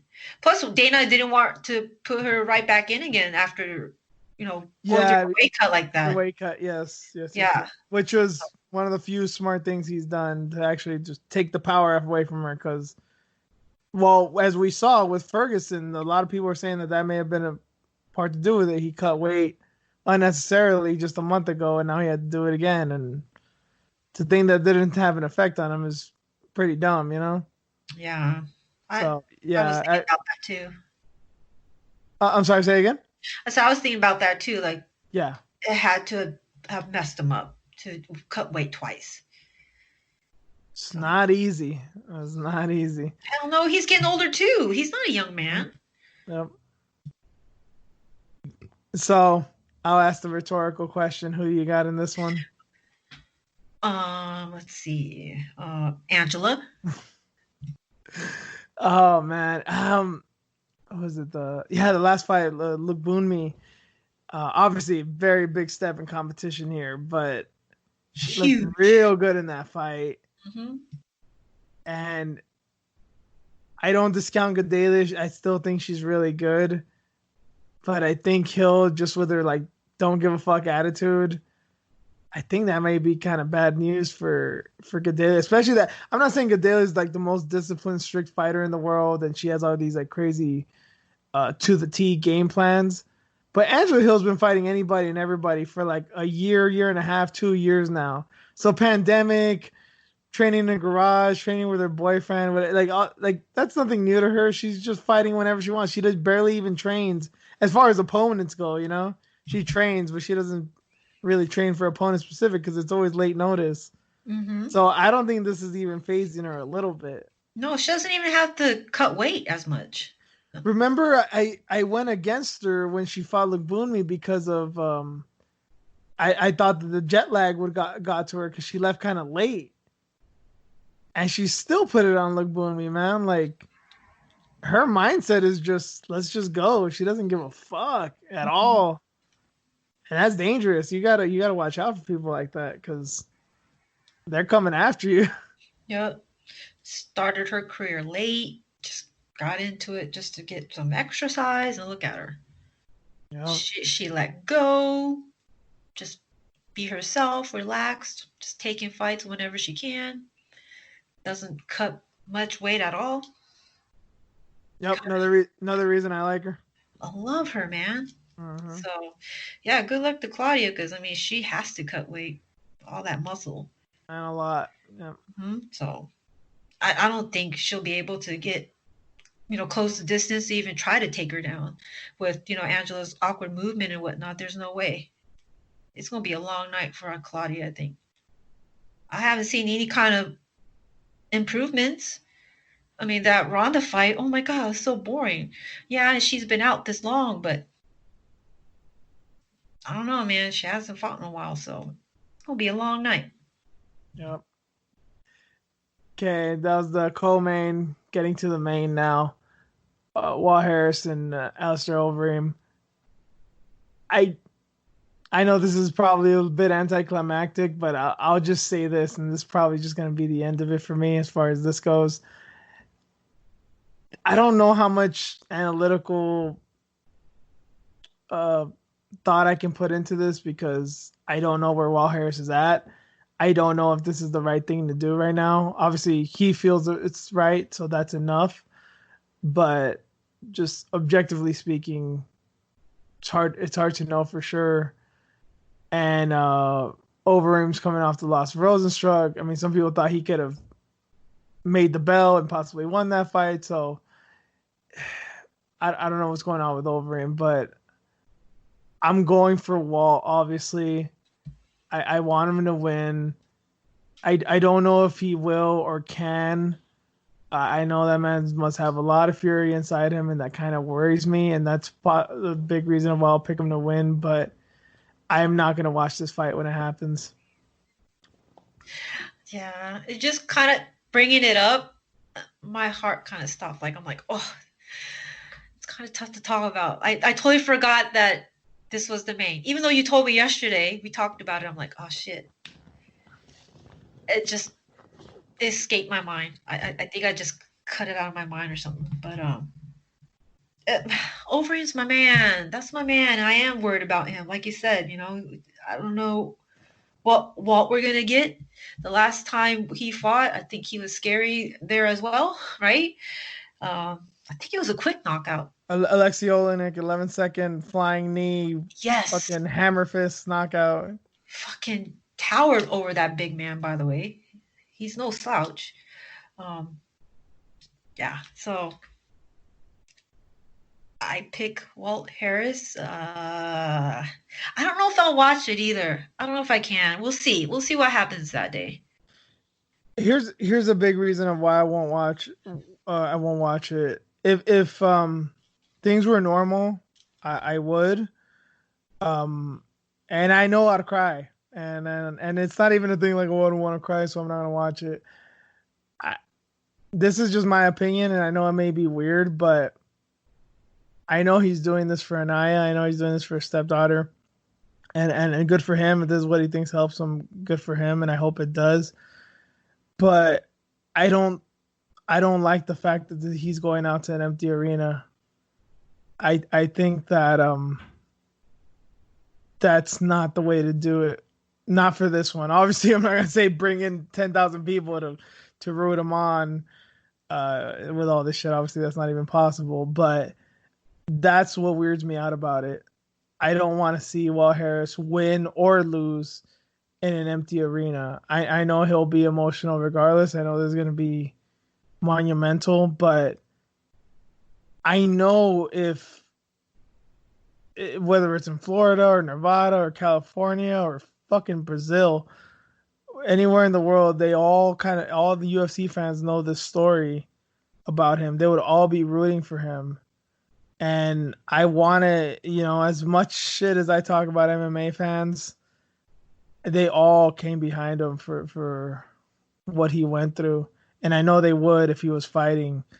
And to just hear him come out, see him come out to an empty arena, it's like, nah, man. I would like to see him get that little jolt of energy, that little thing of knowing that I know he'd get a standing ovation as soon as he'd come out.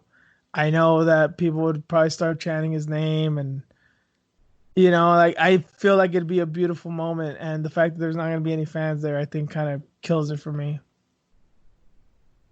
Yeah.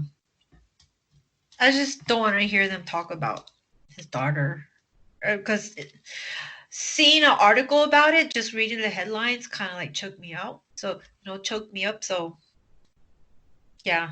Even now, I'm like, oh, it's so tough. I mean, SportsCenter's doing that little piece on him on Friday. Yeah? Yeah, you didn't see that? They've been highlighting it a lot. They're doing like a little, I don't know if it's like a 30-minute interview or just one of those like quick little like 12-minute pieces. Mm-hmm. But he's gonna be on SportsCenter. They did a little featurette on him. Wow. So yeah, they're I'm not gonna say they're milking this because they're making it sound like they're using her tragedy or something, but they're definitely giving him the spotlight. And I know that's a good thing for the most part, but I also wonder if that's kind of getting to him. It's just tough to know, and it's just one of those things. Like I would like to have that human connection. This is totally selfish. I'm saying this for me. I wanted the fans there for me. I want to be more gripped. I don't know. Maybe it helps Walt Harris that there's not going to be people there, but I want to have like that, just that human connection of like, hey man, we're all behind you, because we all are. And as shitty as MMA fans can be sometimes, I know they'd pull through, because they pulled through when all this shit happened to them. And I just want like a powerful moment like that. They're few and far between in the sport, and I think that could have really be one of them. That's beautiful, man. Whew. a little emotional right now, Will. No, Sorry. especially because of the gravity of the situation, because the terrible thing that happened. It's like, it's one of the very few positive things we could get out of it is solidarity and having someone's back in a moment like that, Mm-hmm. Right. It sucks, but no, obviously not his fault, not even the UFC's fault in this case, because we don't need people there. We can have people there, but just the thing that bugs me, and I know it sounds stupid to some people, but that's just my opinion on it. That does it for the preview. Any last words on that, Reen? No, not right now. I get it. It's tough. I'm like, I should be happy. My energy just kind of like, just depleted a little bit. But yeah, it's just sad. I just think about that and think about that dude in jail or wherever he's at. Maybe they should show him the fight too, because oh man, that could have been him. Yeah, he can whoop your ass, dude. Oof, that's a whole other thing that wigged me out for some reason. Yeah, because he's still out there. I mean, in jail, but yeah, out there in the world, out there. Yeah, out there still in the world, and I don't think has he been tried yet? Did he have his court date, like official court date? I don't know anything else that happened with that case, but they didn't give him bail, so I mean, he's in jail for sure. The thing is he gonna stay there? But given that they passed a law for her, and given his rap sheet, he's fucked. I'm quite sure he'll do. I mean, it was murder. He's gonna fucking do life, especially down in South. They don't play that shit, But anyway, going away from all that, we'll get into some headlines.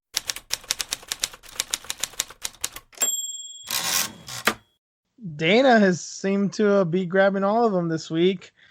I guess the big one is he confronted a reporter and said that he didn't give a fuck that people were criticizing him for not following their own rules with COVID protocol.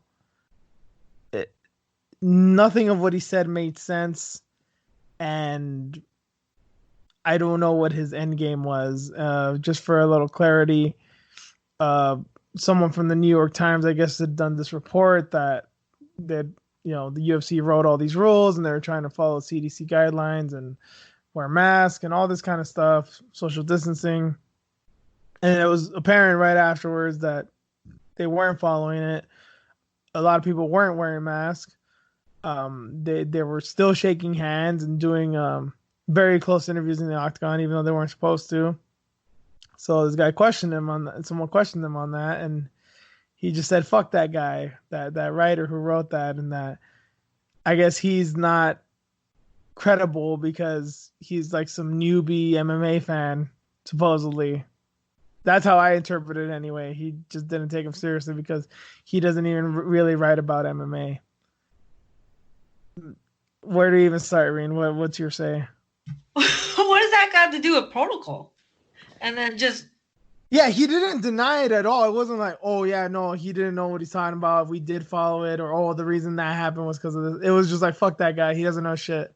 Yeah, like... And saying, oh, but what about that you didn't follow this and that? I don't give a fuck. Okay, you fucking teenager. Great fucking argument. He's just arguing about what? You didn't wear a mask like you said you were going to. What does that got to do with MMA? He's talking about a rule, so I don't understand. And you can't dispute it. I mean, we saw plenty of trainers with no mask. We saw refs with no gloves and masks, and it's Joe doing his interviews. Yep. And then even yesterday, I think DC was stepping in there, and Dana's gonna Dana. Even with this, he's still the same guy. So what can you do? As you said, I mean, this has brought out the true colors in people, and I mean, we've always known Dana's like this, but now he's doubling down. Not that he's never done that, but he's like really doubling down now. He's like slamming it on the table. Yeah. It's crazy that like other sports are looking at the UFC and trying to figure out what they can do. And the UFC is not a great leader with taking care of their personnel. We already know this. So it's scary, man. Hopefully they're doing a better job or will do a better job of protecting their players, but yeah, it's crazy, man. He's just like Trump. He's just like his good buddy. Replace, I don't give a fuck and fuck that with fake news, and it's basically the same thing. You didn't discredit it. You're just like, I don't like you. Fuck you. Like, that's basically what that was. Yep, you're exactly right. Yep. It's fake news. Everybody else is wrong. In another subject, also going with Dana, but in a different light, he said, because he said that he would tell Bob Arum to go fuck himself if he wanted to use the UFC Apex, because I guess Bob Arum's been talking about that for a while. On that note, I mean, it's petty, but it's kind of funny. I kind of dig it. So petty, knowing that you need money. Well, at least your parent company needs money. Yeah. So you can sit there and say whatever you want, but at the end of the day, when your boss tells you, let him use it, you probably will be like, yeah, there you go. Just to hold the personal vendetta just because he said some shit. And trust me, Bob Arum has said some stupid and heinous shit. But so is Dana, so who gives a shit? And they're both right. They're both right and they're both wrong. So it's a wash. Fucking morons. These men, man. Crazy. Anyways. Fucking old people. Well, in the case of Arum, very old people. Very old, yep. Yeah. I think we talked a lot about Jacare's positive test. I mean, he did a statement earlier that I guess he's okay. I don't know if he's like totally asymptomatic or he's like starting to get it, but it's not that bad. And then his coaches, he says that his coaches are okay. But then again, when it was his UFC PR, like, you better say everything's cool. It's tough to know. It's tough to know. Especially since they paid him, which is great. But it's like, hey, we paid you, motherfucker. Don't say anything. There was that. We all know that one already. Khabib's dad, Khabib Nurmagomedov's dad, apparently got very sick and he's been in a coma. I could be wrong. Last I checked, is he out of it? I thought he was. Yeah, I saw earlier that he woke up from the coma, so sounds like he's doing better. I don't even know what got him in there in the first place. It wasn't Corona, right? No, yeah. I didn't read it as Corona. He had like some kind of heart surgery, was it? Or it wasn't COVID though. But yeah, I guess like Connor was talking shit about that, and then he retracted what he said. I heard that supposedly that was fake. Is it fake? Okay. I don't know. I have nothing to prove or disprove it, but supposedly someone was saying it was fake, which I can buy either way. I can totally see Connor saying that, but at the same time, if I had to bet money on it, I would be willing to bet that he actually did say it, but there's that possibility that he didn't. Small possibility, but I think it's one. It is a possibility. Yeah, because he's an asshole. He's an asshole. He really doesn't like Khabib, and he's already talked shit about his dad. Mm-hmm. And the way, whether he deleted it or whether he did, it is fake. It was worded exactly like something that he would have said. Yep. Yeah. Yeah. So it looks like he was in the hospital for surgery. Heart surgery. After having heart surgery, he went into a coma. So, Jesus, that's scary. Mm-hmm. Scary enough. You're gonna have surgery, especially a major surgery like heart surgery, and then it doesn't wake up. Damn, it's bad. It's bad. Especially your dad is older, and there's a pandemic, and just the fact that he got surgery, that's enough of a risk for older people, Yeah, and he's not the healthiest either, so. Oh, yeah, they live rough out there. Mm-hmm. Another piece of news, if we can even call it that. I guess Jones is kind of sort of calling for a fight with Francis Ngannou. I think this is Jones doing his like Mayweather type thing of just fucking with fans and just putting his name out there like he always does because he's a fucking narcissist. I didn't put much into this, but what did you think of it, Reen? What a joke. He's just trying to keep his name relevant. It's funny how you can go from Ngannou, which would for sure be a money fight. That's probably one of the biggest fights they can make in the sport right now. Or I'll fight Reyes. Like both of those, like, okay, I need big money for either of those. I get where he's coming from, but like it's a big difference between Reyes and Ngannou. Oh, and then Izzy too. I'll fight Izzy. I'll fight him. I'll fight him. Just keeping his name relevant. Yeah. Crazy though, saying that you'll fight Francis, but again, just keeping himself relevant. He don't really fucking mean that because there's no fucking way in hell he's gonna last in there. I don't think so.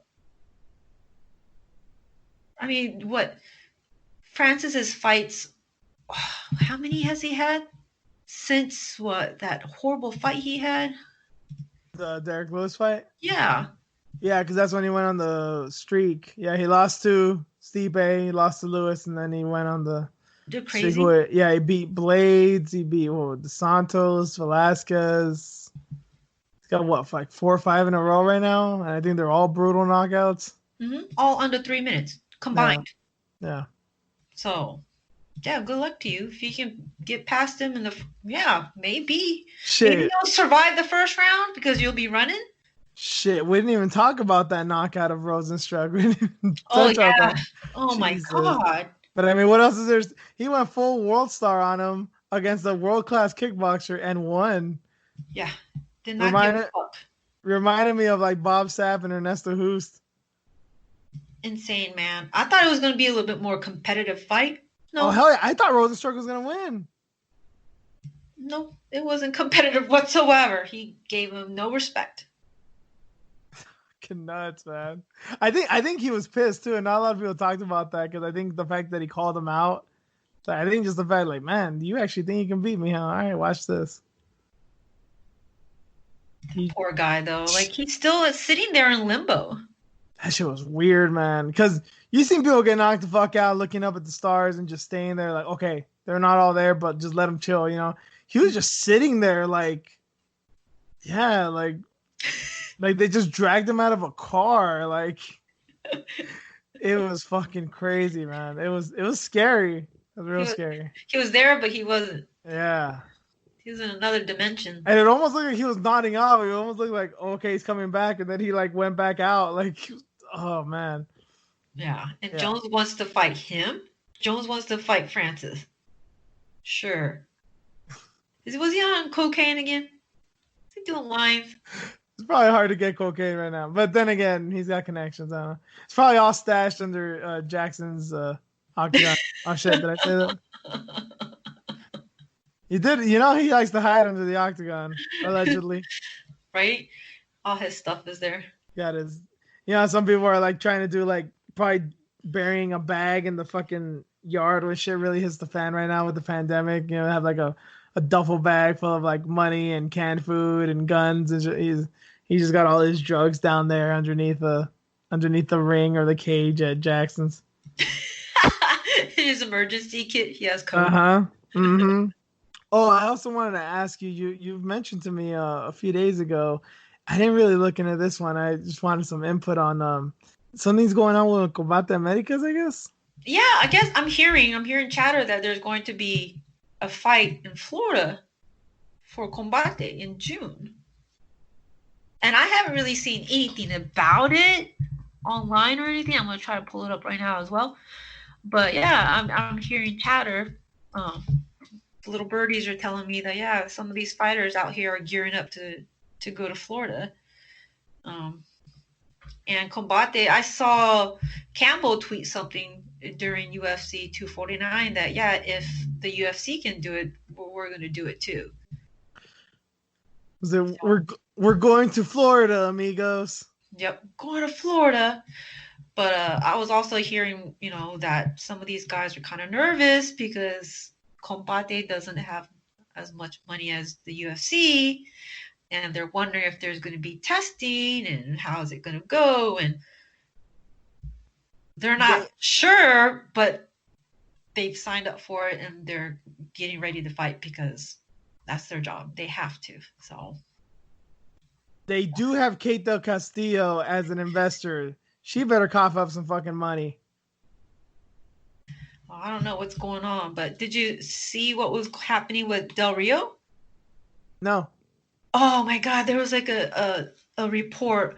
I guess he was messing around with some hooker or something. And, like recently, or this is like recently. Let me see if I can pull it up. And I'm sorry if I said hooker and it's not. Some lady with her son. Like, let me pull it up. Hold on. Is he married? Does he have kids? I don't know anything about the guy. No, he's not married. He was engaged to Paige. Yeah, I hear that. And I think supposedly beat her up too. I don't know enough about the situation, but there were some issues with them too. Let's see. Arrested and charged with sexual assault. What the hell? And this came out on May 10th. And who's this? Who's this lady? He's been arrested with sexual assault. A woman alleged Del Rio, whose real name is Jose, blah, blah, blah, beat her more than one time per court documents. The accuser came forward with photographs, graphic details of the incident, and then it looks like he also threatened to hurt the son of that person. So I'm assuming he was probably dating her. This is probably like an ex-girlfriend or something. Let's see. Because that sounds like very personal. Like you wouldn't just do that to some random girl you just hooked up with. According to arrest paperwork, Rodriguez reportedly once threatened the woman that he would take her son and drop him in the middle of the road somewhere. And shit, that was pretty much it. It just talked about him, where he like fought or whatever, what he's done with WWE, but yeah, no other information other than that. But that's really shady. I mean, I'm not even gonna really say anything about it because there's so little detail. Mm-hmm. But right.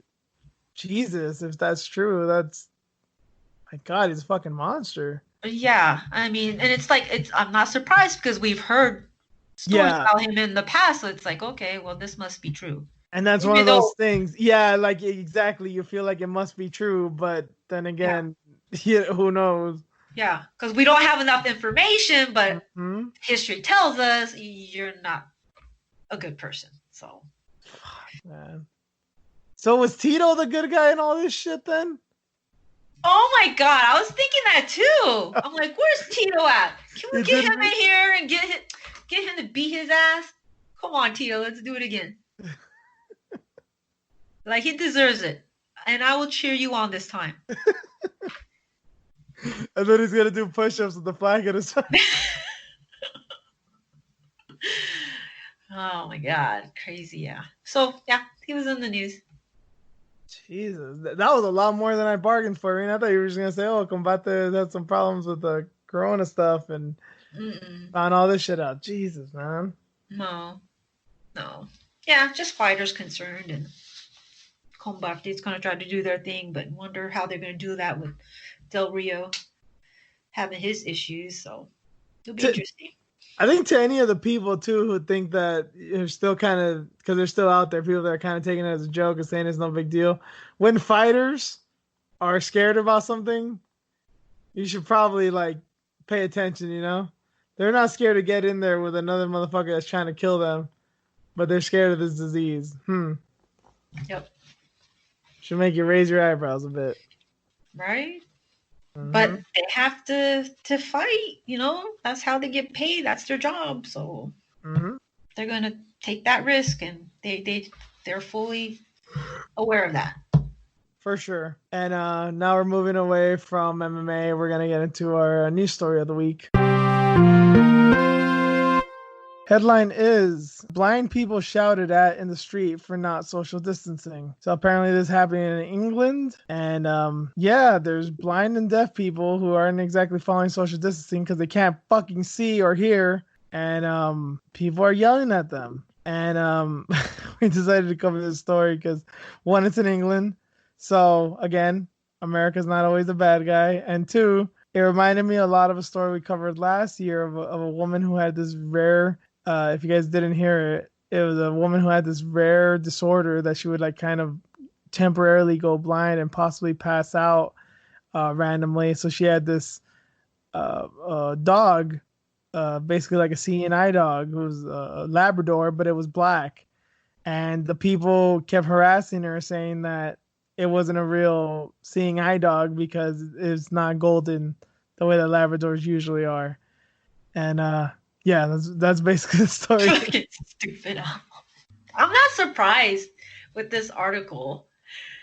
And when I first read this, I laughed my ass off. And yeah. It's one of those things. It's cruel. It's obviously kind of to laugh at it, but it's so stupid that you can't. And the other thing that I feel it kind of conflicts me. They're yelling at people for not social distancing, so clearly they're following the rules, and they want other people to follow the rules, but they're still dicks. Yeah. Mm-hmm. Like, can you not figure out that there's something odd? Like they're having trouble maneuvering. There's a white stick, right, involved, or how do they walk now? I don't understand. Is there something different? They probably walk slowly. They probably walk with their hands out. They probably got some dark ass sunglasses indoors. Right? There's all these clues. Am I wrong? There's definitely clues. So, like, why are you?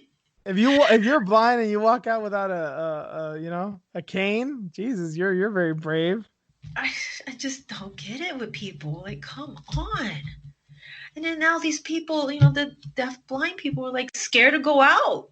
Yeah, that's the real tragic part about this one. Like, they're now trying to figure out ways of like, oh, I won't go out. So trying to find ways of people that can maybe help them bring their groceries and run some of their errands. But then they also feel kind of scared and weird about that too, because they don't want to allow people near them because they're trying to follow social distancing themselves.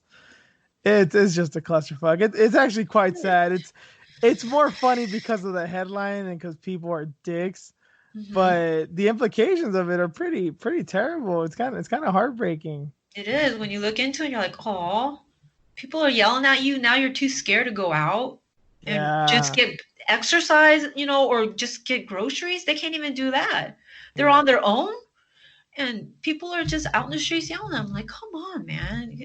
Can you pick up on these clues, Sherlock? Come on, man. Oh, man. People surprise me every day, Juice, especially with this whole pandemic, but hey. And here we are thinking that we knew everything about people, huh? Right? I did. I'm like, I think I get people. I can read people pretty good. No. I've met and seen people that like I had a lot of respect for, and it's one of those things right now where I'm like, I agree with you on so much, or you're right on so much, but they're still in denial about the virus and stuff. Like, I don't know if I can respect you, man. Like, truth be told, like, it's hard. And I know it can be just one thing, like, oh, well, he thinks this, I think that. Where it's just a disagreement. It's like, no, but this is dangerous. Right. Yeah, I have a lot of that now too. I'm like, I respected you so much before. We were cool, but with what you're trying to pull, nah, we're good now. And this coming from someone in me that I feel I'm pretty nuanced about it, because I do take it very seriously, but I hear out people that are like, what about the economy and doing this and that? Because I'm very worried about that as well. But I'm not just all gung-ho, like, oh, fuck it, let's just open everything up and let the chips fall where they may. Like, I'm not that dumb. But it seems like most people, it's all or nothing. Like, just shut your ass indoors and never come out, or, do whatever you want and don't listen to anybody. It's like, they're both bad, man.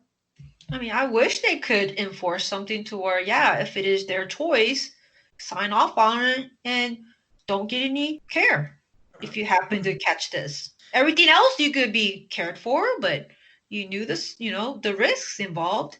You made that choice, so you're not going to get a ventilator. Sorry. I mean, some people are out there saying, well, you can't have an abortion, but it's her body. It's her choice. Why can't she? Well, now the new one is my body, my choice regarding COVID. Right? Or regarding face masks and shit, too. COVID, and face masks. It's like, what the fuck? Yeah. You can harm people if you don't with what you're doing, but it's like, come on, man. It's so fucking selfish. Even in the abortion thing, like say what you want about an unborn child or a fetus, but the only person you're essentially hurting is yourself and possibly your loved ones. Mm-hmm. You're not putting people in danger to possibly kill them or get them very sick. Mm-hmm. Like, we don't operate on logic. This country operates on emotions. And momentum. And those are two very bad things. Very, very especially bad. Combined. Yeah. Very bad. I mean, if you look at South Korea, like, they had things maintained and they eased up on the lockdown. Some dude went clubbing big time. He was like club hopping from bar to bar or something. And yeah, it started to explode again because of just one person.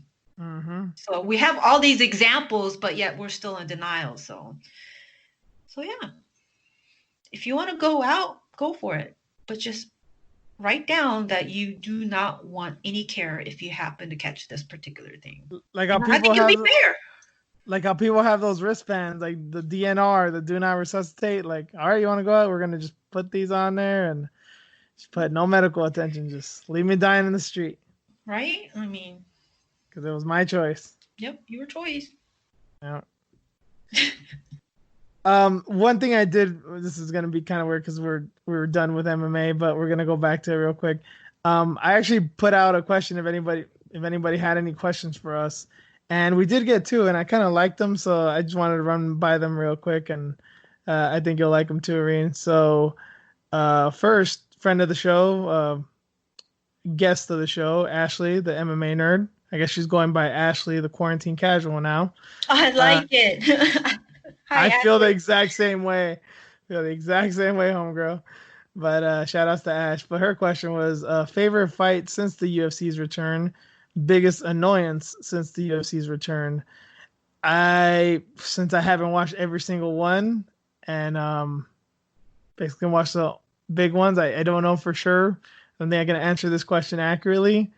I guess by default I'll go with Ferguson and Gaethje because it was so shocking, but I know that's an easy cop-out question. It's just because I haven't seen them all yet. So sorry about that one, Ash. But how about you, Irene? With the ones I've watched so far, I think the Bryce Mitchell one, maybe because there was a lot of grappling involved. I definitely want to watch it too because I've even heard people say like, oh, there's been a lot of striking in a lot of these fights because they're probably scared to grapple since you're closer, which actually kind of makes sense to me. But yeah, if these guys were going balls to the wall with grappling, yeah, and I appreciate a good grappling match from time to time too. So yeah, I'm down to see it. I'm definitely gonna take your recommendation on that. Biggest annoyance since the UFC's return. Biggest annoyance, Dana White. Biggest annoyance. I don't really have one for annoyance. I mean, I think on our part it's a concern. Yeah, it's more of a concern. That, yeah. But annoyance. I'm with you there on the Dana. Yeah. You mentioned it earlier, and I'll just elaborate a bit on it. I know him and Trump are friends. I know they're kind of similar personality-wise. And I've accepted that about Dana for years, and shit, I've accepted that for Trump about Trump for years. It just bugs me that, and I'm not one of these people like keep your politics out of my sports. I don't really care. Like, do whatever you want. I'm definitely for free speech and shit, but it just bugs me where I'm seeing like the same goddamn thing, these White House press briefings and all this fake news and all this type of shit, seeing the exact same thing with Dana, going after reporters for fucking nothing when they call him out, and rightfully so, and he's just saying fuck you, and going off about Bob Arum when he doesn't have anything to do with anything right now. It's fucking annoying, and It's irresponsible for sure, but it's annoying because like trying to escape this shit. I'm watching sports and I'm watching my favorite sport in MMA to escape this shit, and still I'm just hearing the exact same thing, but switch out fake news with "fuck that guy." The same shit. Yep, exactly. And trust me, I'm very much a "fuck you" kind of guy. I'm, I get his place with telling Aram to fuck off. I'd do the same thing, but then again, I'm not owned by Endeavor, so yeah. So there's that. So I guess we're on the same boat there. Annoyance, Dana. Yeah, just Dana being Dana and kicking up a little extra because his friend is doing it. Doubling down. Yeah. Yep. With these crazy contracts too that the fighters are signing, and also media, from what I understand too. Yep. So. Yep. I'm more mad at the media than the fighters because the fighters don't, they don't have a choice really. Media does. Yeah. And that's a whole separate topic because we know we love our media people. Oh, man. Yeah. Another question was by Cyrus King. He's been a follower of mine for a while. He's a cool dude. He asked, do you think Smith getting dominated last night was because of Smith not showing up mentally, or rather Glove's performance was just that damn good? We kind of alluded to this earlier, and I think we're both in agreement here too that it's kind of both, right? Yeah, both. I mean, Glover's that good, and Anthony just had some challenges. Yeah, had some challenges, had some issues, and maybe bad coaching, and maybe definitely a lack of discipline to not pace himself well, Those all kinds of issues, but also, Glover, hey, man, at the end of the day, he took some really big shots from Smith, came back and, put him to the fucking wood chipper. So, goddamn, props, man. Seriously, he's 40 years old. I wonder how much more he can take. Like, I thought this was going to be a tough fight, but no. I even thought that maybe he could lose this fight, and that's my man. I love Glover. But yeah, I don't know how much more he could take, man. We mentioned Yoel Romero earlier, and this performance of Glover's. Yeah, you kind of answered the question earlier on Twitter, but Glover is actually taking over right now, huh? Yep.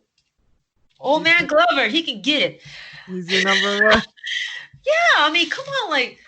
Was it the Robertson fight? Like, he practically died and came back. And that was like what? I think it was a 1-round fight. It was over in like 3 minutes or some shit. Yeah, but in that time, like, he basically was deceased and came back. Right?